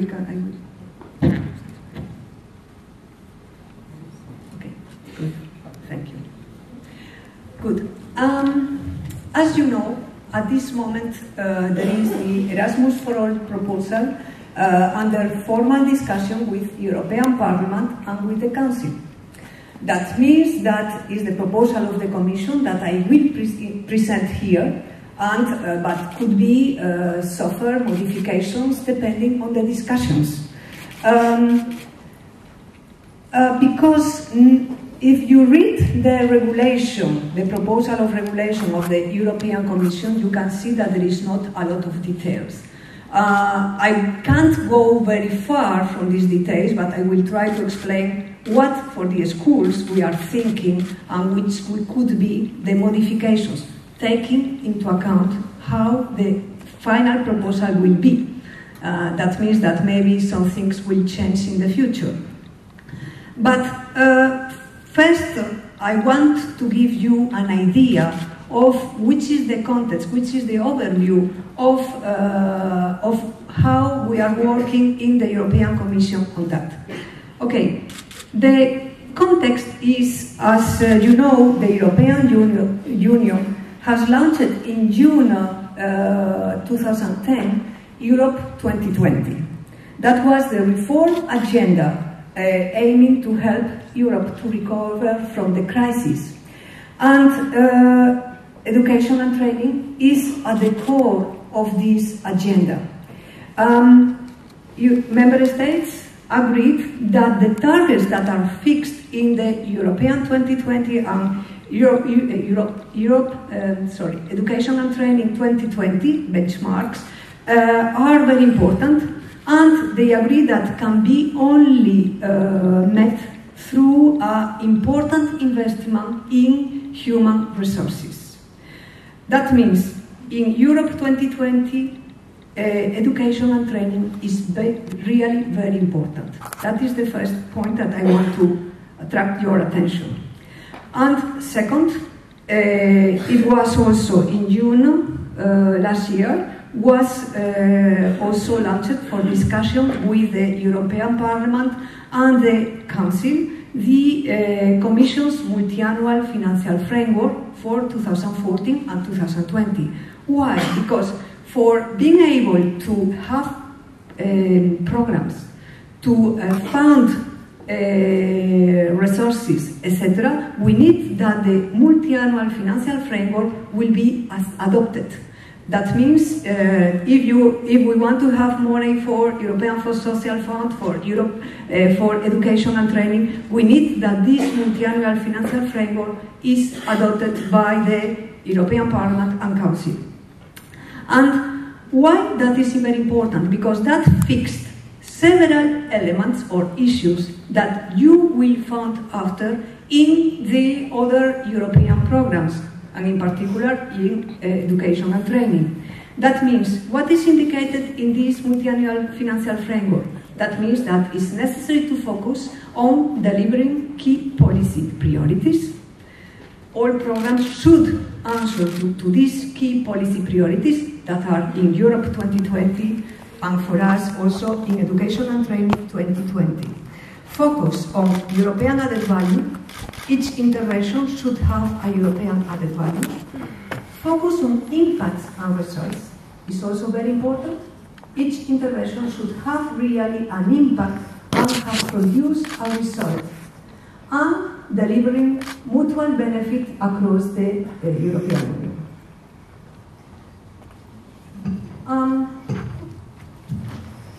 Okay. Other thing concerning the multi-annual financial framework is that, as already told you, translates into financial terms the Union's political priorities, and it proposes to strengthen programs for education and training. And I want to come back to the background. At this moment, what is the situation? We have a lot of programs, we have a lot of actions, we have different ways in which these actions are funded. We have different rules, and that in the when we launched the impact assessment of LLP, of Lifelong Learning Programme, and we discussed with national authorities, national agencies, etc., that was clearly indicated that was too much actions, too much programs, too much different rules, and it should be simplified, should be more integrated. And that is why that came the proposal of integrated program covering education and training, youth and export. That means that is why the proposal of the Commission of having a single program, Erasmus for all. Concerning the European added value, that means it's more or less like for all European programs, is doing at European level what cannot be done at national level. Okay, that is a very important element in our new program, but also in all programs that will be funded through the multi-annual financial framework, is first of all the importance of increasing investment in human capital that is necessary to reach all that is in Europe 2020 and education and training 2020 benchmarks. To enhance the quality of teaching in educational institutions, to help to support member states in modernizing education and training systems and making them more innovative. And in education and training is through partnerships, through mobility, that means helping people to have and develop more knowledge and exchange best practices. Also, one other element that is very important is enable young people to be better prepared for employment and participate in society. And strengthen the links and the synergy between the program and European policy priorities. Okay, if we talk about some important benchmarks for us, Europe 2020 there are more issues that are important, but I wanted here to put for you some benchmarks that are very important and normally in Erasmus for All should answer to that. For example, at least 40% of 30-40-year-olds will have a tertiary educational attainment. Early school leaving rates should be below 10%. You know the big problems that we are suffering with that in some countries. 20% of all students should be mobile by 2020. That means that is in Bologna 2020. Also, at least 95% of children between the age of 4 and the age for starting the compulsory education should participate in what we talk like early childhood education. Also, concerning reading, mathematics, and science, that is also one of the elements, is that share of 15-year-olds with insufficient abilities in these aspects will be below 15%. And concerning the adults, is at least 15% of adults that are more or less aged between 25 and 64 will participate in lifelong learning activities. I think that are very important things, but you need to add also to that the fact of developing key knowledge, key skills, transversal skills, etc., that is part also of Europe 2020. Okay. Which are the key principles? I already told that in the previous slides, but I want to put here the scope and objectives of the Erasmus for All must be fully in line with Europe 2020, education and training, and youth strategies, and also with European priorities for international cooperation. As you know, we had several programs in international cooperation that the idea is to put all together in Erasmus for All. It will be a strong emphasis increasing European added value and the impact. I already told you that about this impact. That means that because even, and after I will come back to the budget, even if the budget will be, the request is to increase the budget for European, for education and training, the budget is not very high. And that means that it's necessary with this budget, we are able to do things that will have an impact. We can't have a dispersion of actions, but we need to concentrate actions to be sure that they will be really an impact. Synergies and complementarities with other European instruments and funding sources. And we are working in working groups with other DGs to ensure that there are these synergies and complementarities with, for example, European Social Fund, with REGIO, with all funds concerning regional development, cohesion funds, and with research and development to best use these funds in the future.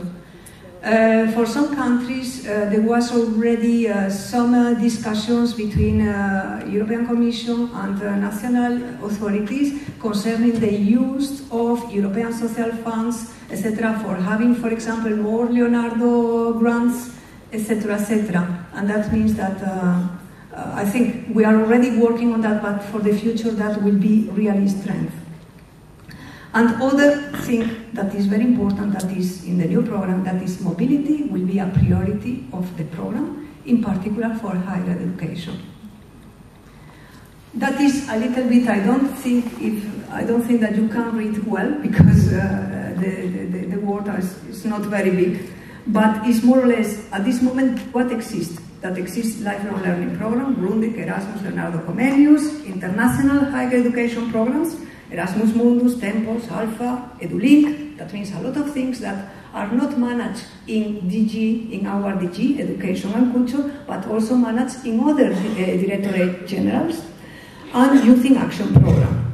And that is why a lot of these programs and actions of these programs had really common objectives.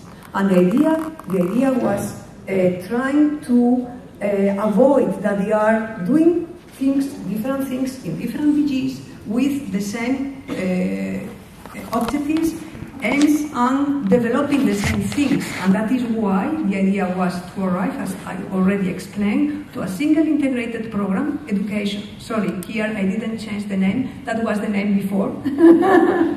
That means it's Erasmus for all. And that means with 3 key activities: learning mobility, institutional cooperation, and policy support. That means that maybe the question will be, what is the sectoral approach that exists now? The idea is having similar actions through the new program, but the stakeholders will be identified and they will answer to these actions, but having the same actions with the same time of funds and the same time of rules. And in the Erasmus for All also is included the specific activities as Jean Monnet actions and sport.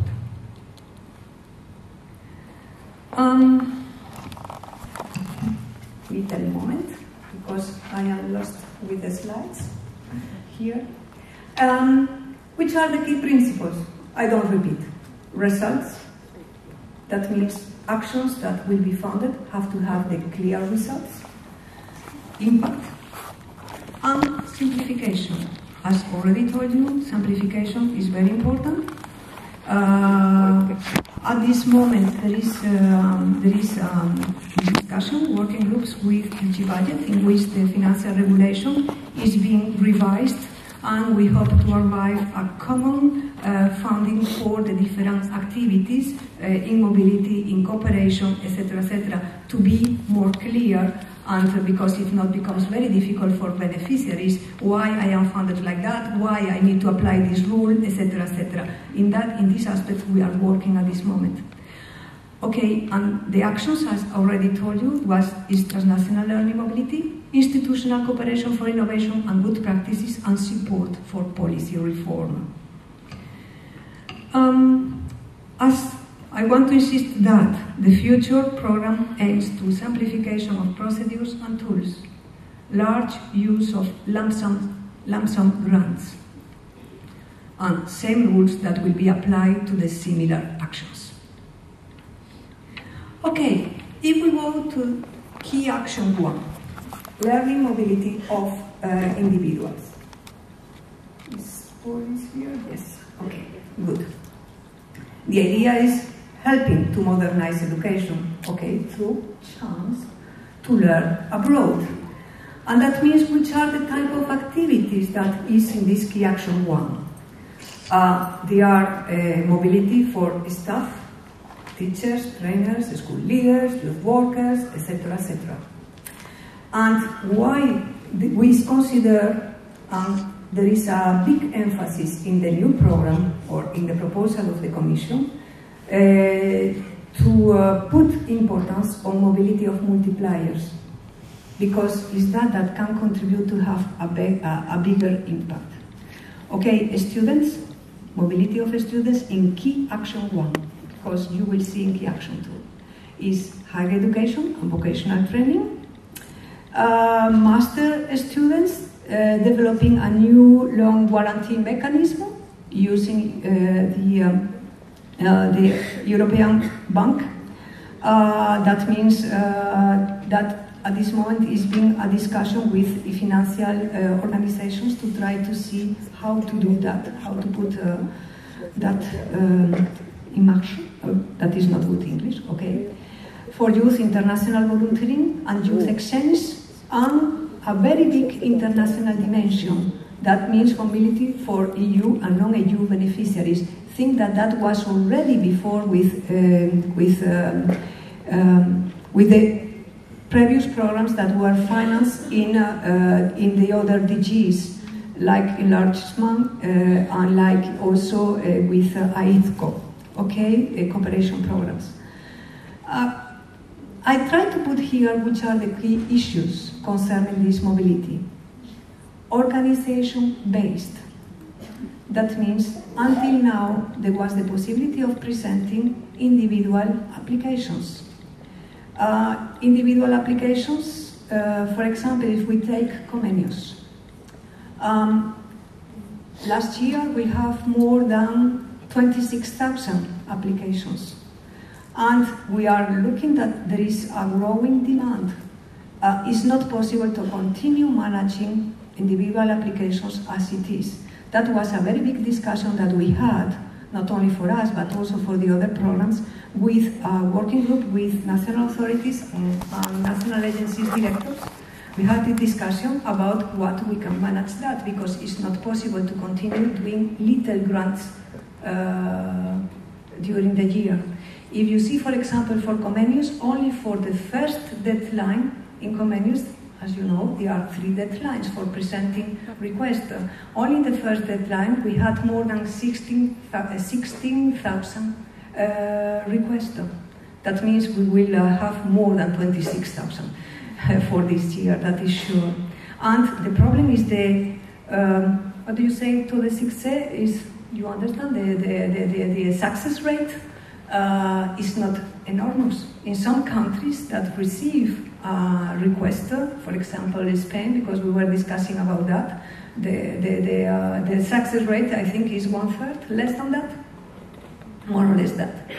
That means the idea is going from an individual approach to an organization-based approach.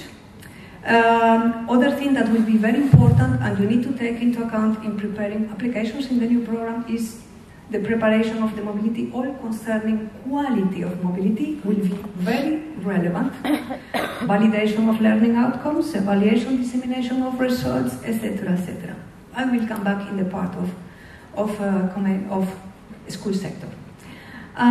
That means addressing also problems linked to organizing placements, like for example in Leonardo doing more agreements with business, etc., etc., also for Erasmus. Recognition and validation of competencies acquired using the tools that exist at this moment, as was indicated before, but also the other tools that already exist. And linguistic training and better use of ICT platforms for linguistic purposes. But that was also in relation with what was said before.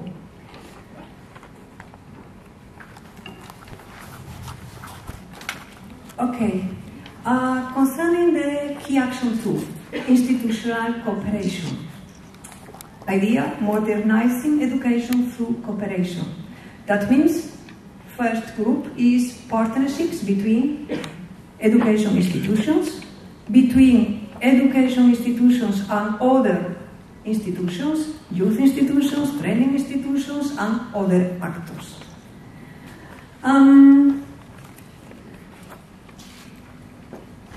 The idea is through that to transfer good practices, best practices between member states, between also other countries implicated in the program.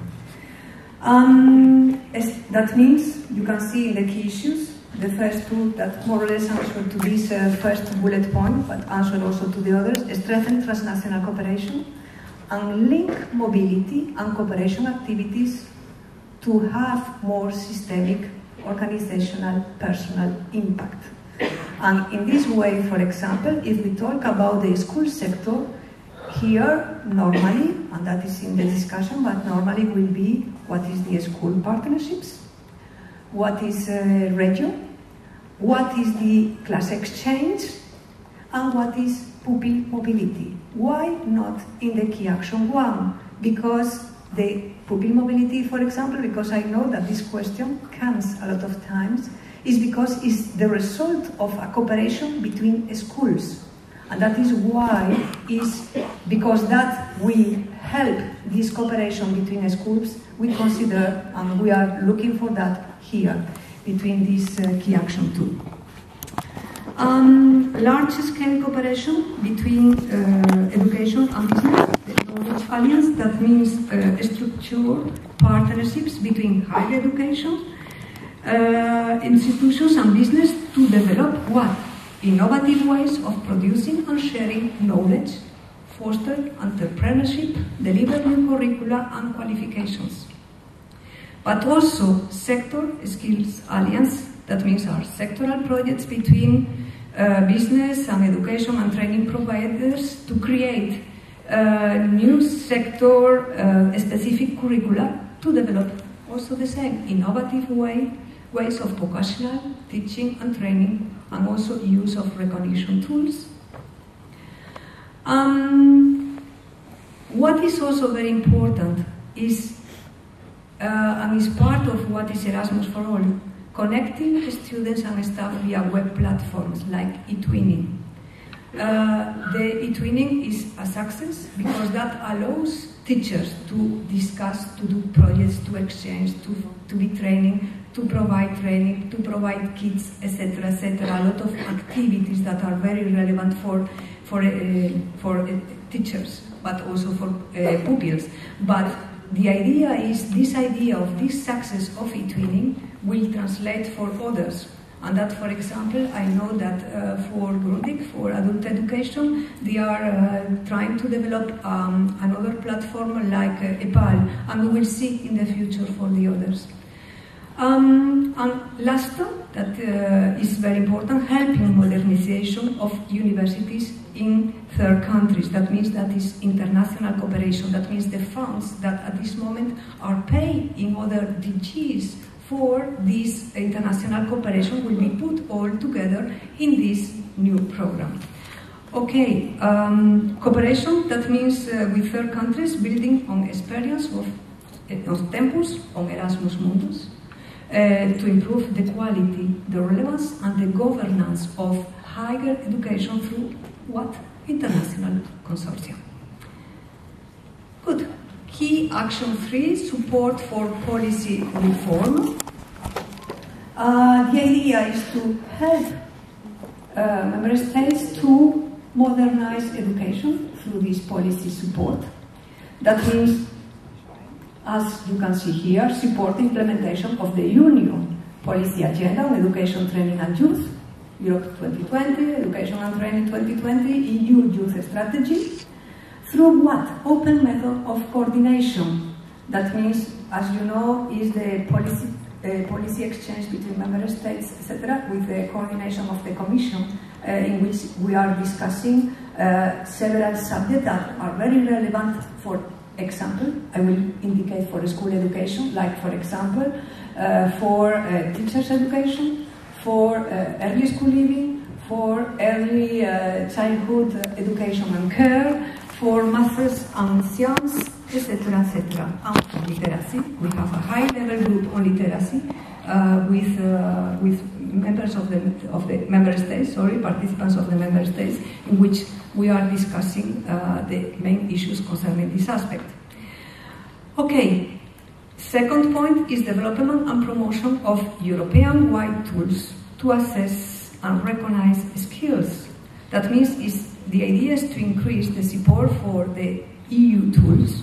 That means that allows for mutual recognition of qualifications, like for example EQF, European Qualifications Framework, or ECTS, European Credit Transfer and Accumulation System, ECBET, European Credit System for Vocational Education and Training, etc., etc. Because, as already told, it's very important this recognition of qualifications and quality assurance. And the third element of this support for policy reform is the policy dialogue. That means with stakeholders, with third countries, international organizations, etc., etc. This discussion with third countries and others will be intensified.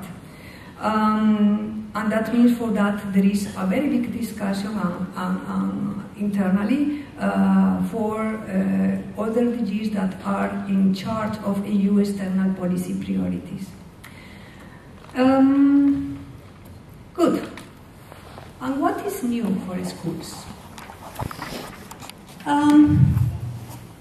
The objective is to reinforce the role of a school as an institution. You need to think that is not part of that is in the proposal of Erasmus for All. And part of that is the product of our reflection, internal reflection. That means Maybe things will be changed in the future, but in general, that is in which way we are working. Okay, the idea, as was indicated for the multi-annual financial framework and for Erasmus for All, reinforcing the quality, impact and sustainability of the actions that will be funded by Erasmus for All. That is for all actions in the new program. Reducing the administrative workload and solving current problems. I already talked about the more than 26,000 individual applications per year, but also if we go to the partnerships, with the school partnerships, at this moment we have this problem with the lack of funds in some countries.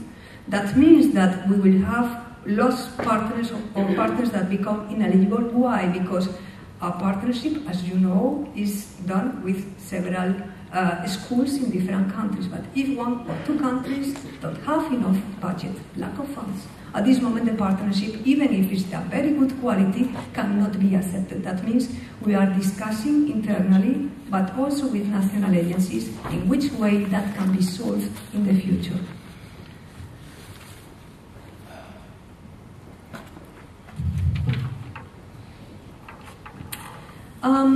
The idea was, and that is why I put each time to reinforce the role of the school as an institution. Okay, by shifting from an individual approach to an organizational approach to mobility. What means that is presenting the request of different mobilities through the school. And we will arrive to that in the next slide. Including long-term teacher mobility. Some countries requested us to explore this idea of having long-term mobility. We know the obstacles, there are a lot, but some countries, they consider that that could be possible and that can give something new.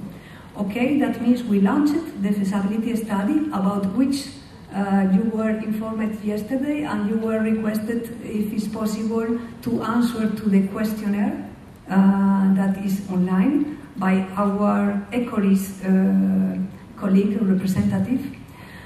By including teacher mobility and or cooperation partnership action, including student mobility, class and individual. I want to insist on that in the partnerships. And through a simplified application procedure. We are thinking different ways, but one way could be, for example, the pool procedure, that for the teachers that are used to do pupil mobility, you already know what that means. That means that presenting a request, and I will come to that in the next slide, asking for a number of teachers to receive a grant for pupils or class exchange, etc., etc., and without identifying things, with receiving a grant agreement in which will be identified which is the number of grants that is allocated to the school for pupils, for teachers, for other things like that. We are exploring this way that is working well in pupil mobility, and that avoid of producing a lot of information before at the application stage. And that means that once the school knows exactly what they will receive, they can do the selection. That could be a way, and we are exploring that because in pupil mobility is working well at this moment. Okay, I finish with that. How to reinforce the role of the school as an institution on the basis of a European School Development Plan. That means the idea is presenting the idea. I don't tell you that it will be definitive, but the idea that we are discussing is to present what is a European School Development Plan. Very simple. Allowing schools that are little schools to present only little application. But for other schools that are able to presenting several applications if they want, but based on the basis of a European School Development Plan, in which the school will explain which are the needs and why the actions to which they present a request, why they have chosen the actions for which they present a request. which is, the idea is because, as you know, the importance of the impact, to be sure that in the school, for example, if you go with a grant agreement in an individual mobility, don't stay only with the teacher, but the others are aware about that. That means is to the school to think on what is the impact expected on individuals, the institution, and how can inform, disseminate about that within the school, within the classroom, to other colleagues, and depending on the projects outside. What is the other new? It's not new, because e-twinning exists already, is very successful, but we want to use better e-twinning. The idea is having e-twinning as a tool for European school cooperation. Sorry, it's cooperation here. That means we want to have an expanded and improving e-twinning. As you know, at this moment is a very good way for teachers communicating, doing projects together, doing training together, etc., etc. We want to expand that and to become a really European platform for schools communication in the future. That means we want to develop as a stronger platform for cooperation between schools. That means that we know that it's necessary to improve the access and the information that is in e-twinning. And for that, we launched a study on accessibility. We are obtaining a lot of results, very interesting results, and we are working in improving the access and the information that is now in e-twinning, but developing that more strongly to have like an entry point for all what is important for the school teachers. Because at this moment, there is so many initiatives at European level that the good thing is having one place in which you can access to all initiatives, all information that could be very important for you. Euridis, Teachers Corner, that is managed by DG Communication, Kids Corner, and all other things that could be of interest of teachers. That is what we want also to develop. To develop better as an open resource point, offering interactive information and dissemination for the outputs and activities supported through Erasmus for All actions, and also translated this information, because a lot of times the information what projects are doing is not enough. The idea is to translate that in products that could be useful for teachers, for pupils, and can use directly, like for example, project kits, open learning resources, etc., etc. We want to develop a specific interactive area for school policy actors, and that means in this way we have, I already told to you that we have several working groups with national authorities on these very specific and important school policy issues.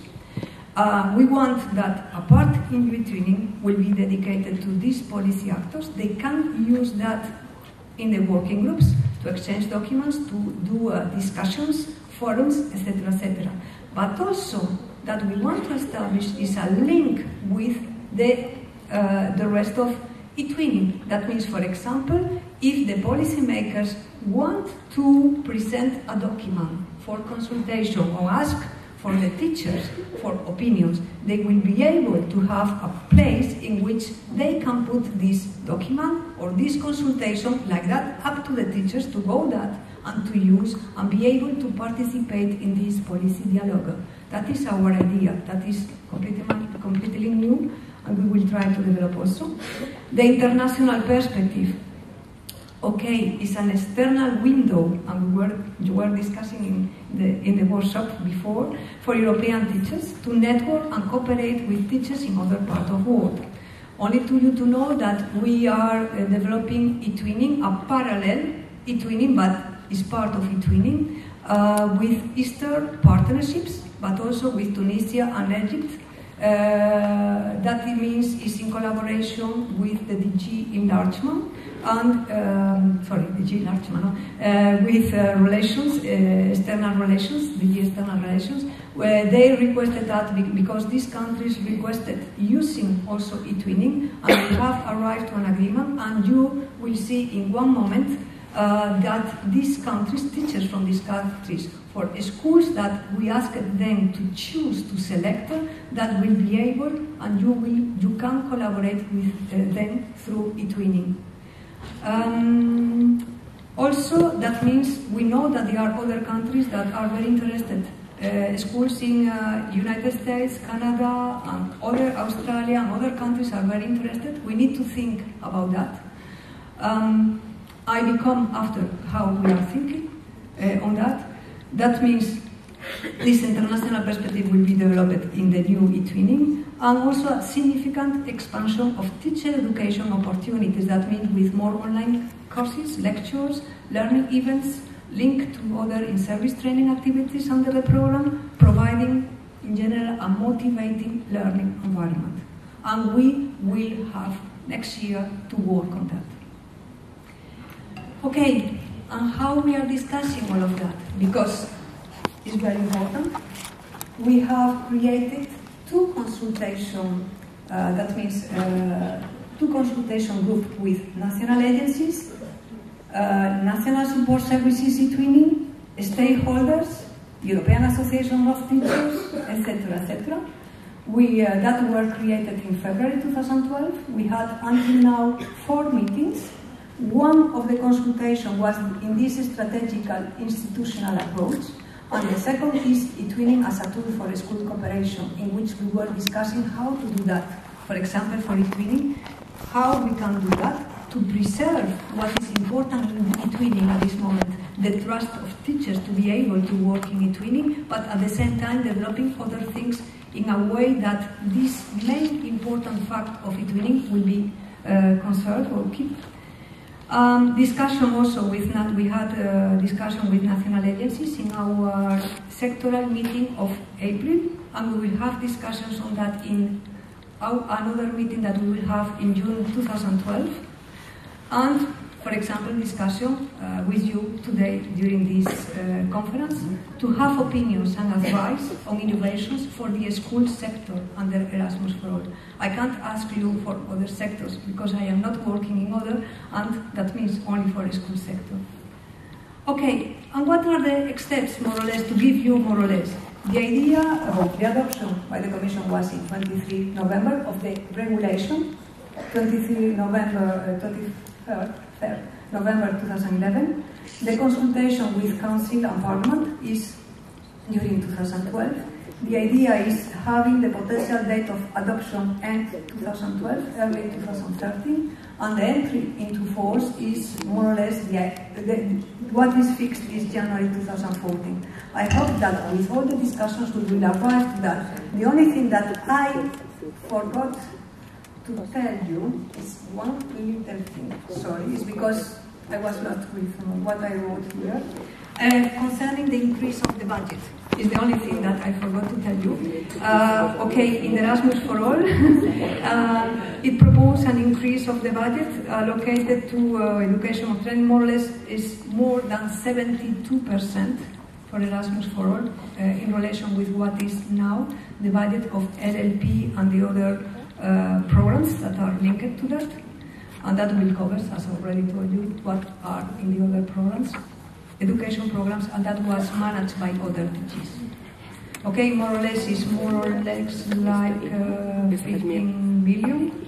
And the idea of the Commission concerning the multi-annual financial framework is there is not a higher amount for all that is the multi-annual financial framework, but in this multi-annual financial framework, the importance of Erasmus, of education and training is very relevant, and that means that is one of the two issues that obtain a request for more budget. Okay? Good. Margarita? No. Margarita, thank you very much indeed for that. That's great.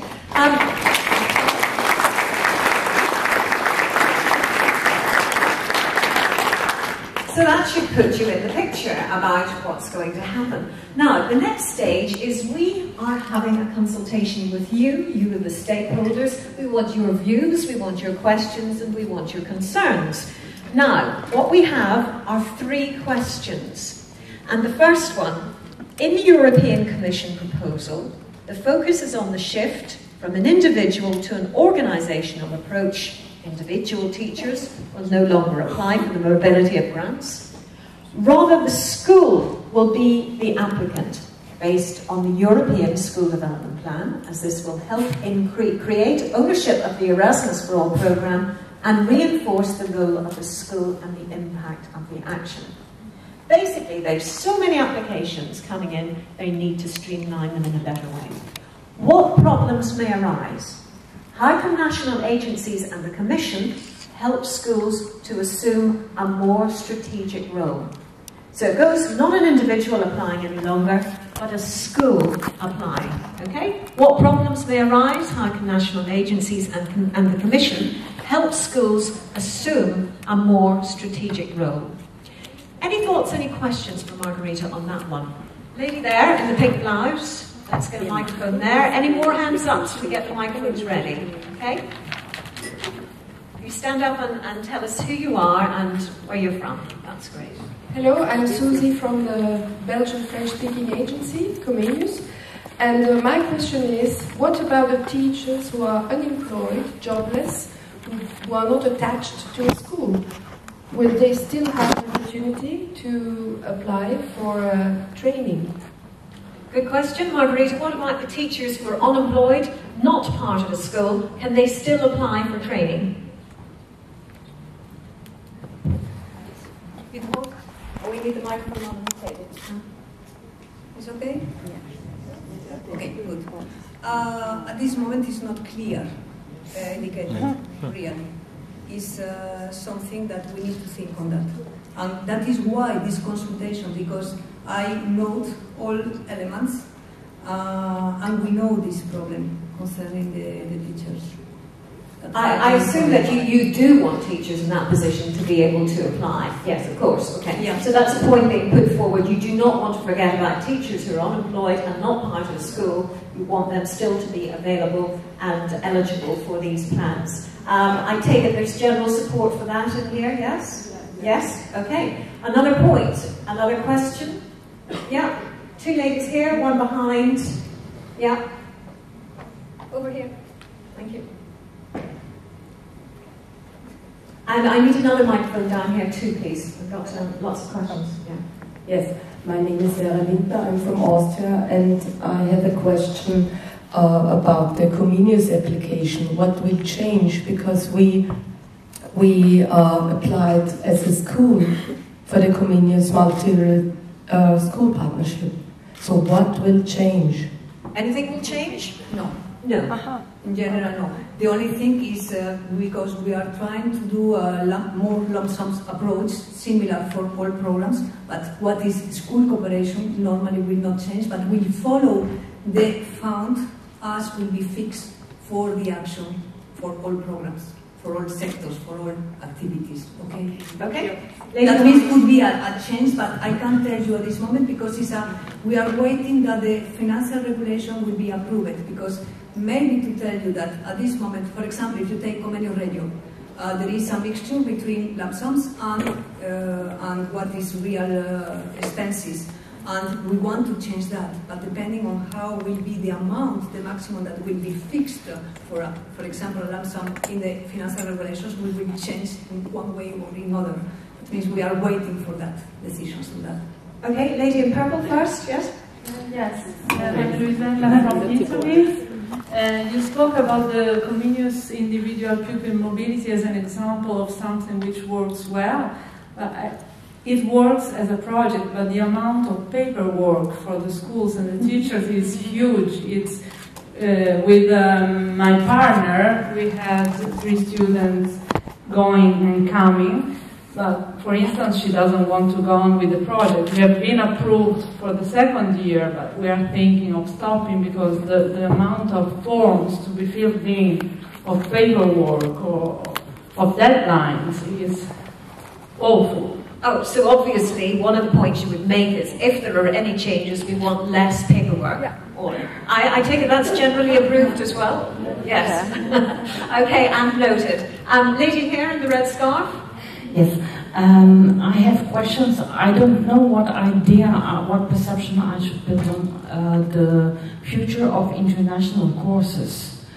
What's the difference between the teacher applying for it with a signature from the school head, or the school, which means the school head, having to apply for it?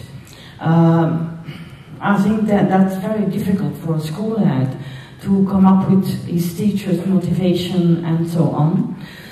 I have a question how those in-service training courses fit in the school development plan, because sometimes just a course can pop up, and if it's not in the agreement, do they have to regret it for 1 year and wait until if it might be duplicated?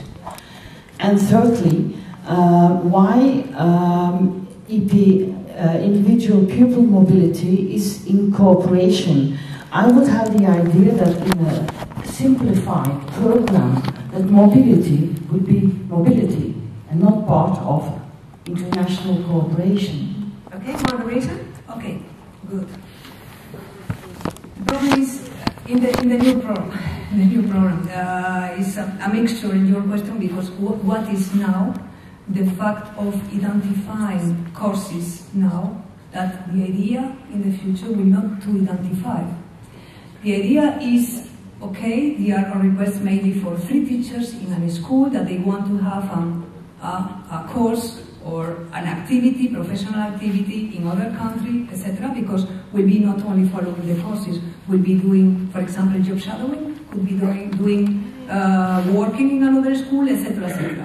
That means there will be a compilation of that in the school and presented together. Okay? But the idea is not indicating already which is the courses that you will follow. The idea of now using the database, things like that, will not be more in the future. The idea is asking, explaining what is the need.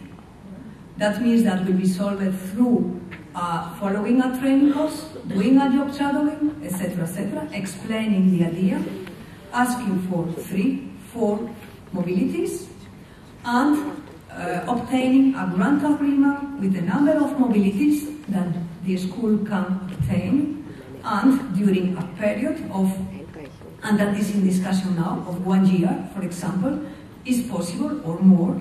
We are in discussion to see how to manage that, to be able for the teacher to go. But that means if at the beginning he was thinking to go to this training course, and after it's not more possible, and he changed and wants to go to another, will be possible. That means it's more simplified in this way. But what is important for us? The important is not only developing this professional knowledge of the teacher, but the school is aware about that and can have an impact. That means the others are aware about that and is useful also for the school. That is the way in which we are thinking. Concerning mobility, I think was also a question for pupil mobility that I will not note it, but before that was indicated a lot of paperwork. Okay, we are thinking on how to solve that, but it's necessary to think also in the protection of minors. And for that, the problem with protection of minors is the schools are a responsibility. Member states or countries participating have a responsibility, and also the Commission, when they are the protection of minors that are funded by a European program. And that is very important, and in this way, all things should be revised. Yes, okay, Margarita, there is no single individual mobility, so that's for everybody. But why would you call it mobility? You're saying there's no single mobility? Okay, yes, I remember now is not in key action 1 because it's not really is in key action 2 because normally is the cooperation between at least 2 schools because they should develop a learning agreement even if it's an informal in most part of cases, but it's a result of a cooperation of a partnership between minimum 2 schools. That is why it's not in key action 1 but it's in key action 2. Okay, we've a question there, please, first, and then over here. I am Giovanni from Italy. I am a master, and I think it's necessary to sensibilize the master if the school will be the applicant. Otherwise, the possibility decrease, not the contrary. Okay, Margarita, thought? Okay, fine. Lady there. Okay, I'm Ingrid from Sweden, and one of the questions which has appeared is, can you foresee any problems in the dealing with the money and the organization of from the schools? Because some schools are private, others are not, and they're small and they're big. So can you foresee any problems in the organization and dealing from the respective school in this new program? That is the discussion with national agencies to see what are the problems and what are the issues, how it's possible to help the schools on this way. And they have been asking, schools, how can they do something to foresee, to see what will happen already, or do they have to wait for further instructions? This is one of the questions from one of the schools. Can they do something now?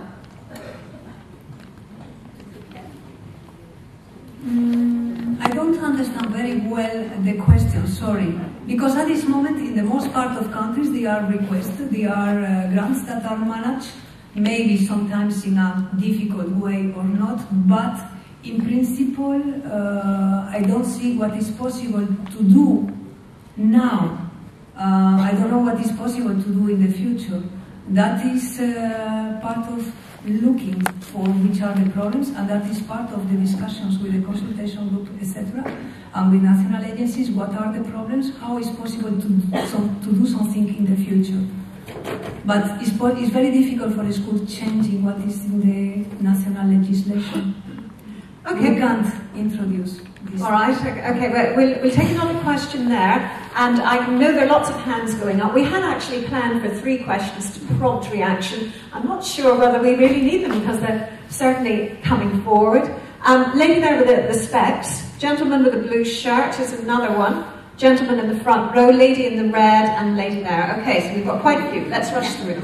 My name is Helena from Sweden, and I have a question about the second stage, or the second action actually. I'm also, besides being a teacher, I'm also the president of our Swedish National Organization for Business Teachers, and I'm also working part-time for an organization who is working with entrepreneurship and promoting motivation among students and so on. So what are the limits, or what are the possibilities for organizations which are not schools actually, but school-related organizations, you know? What are the possibilities or limits for participating in this? When you don't fall into the actual definition of a school, what happens? Okay, the idea of these key actions is they are transversal for all sectors. I try to explain to you what is specifically for a school sector, but that means that it's possible to present, normally will be possible to present requests for different partnerships.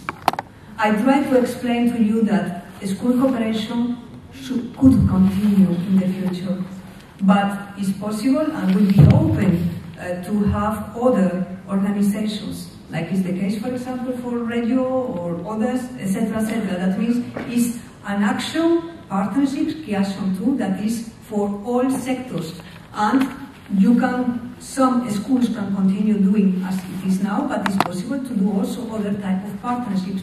It's not exclusively, but it's possible to do in a more large way. Okay, gentleman there.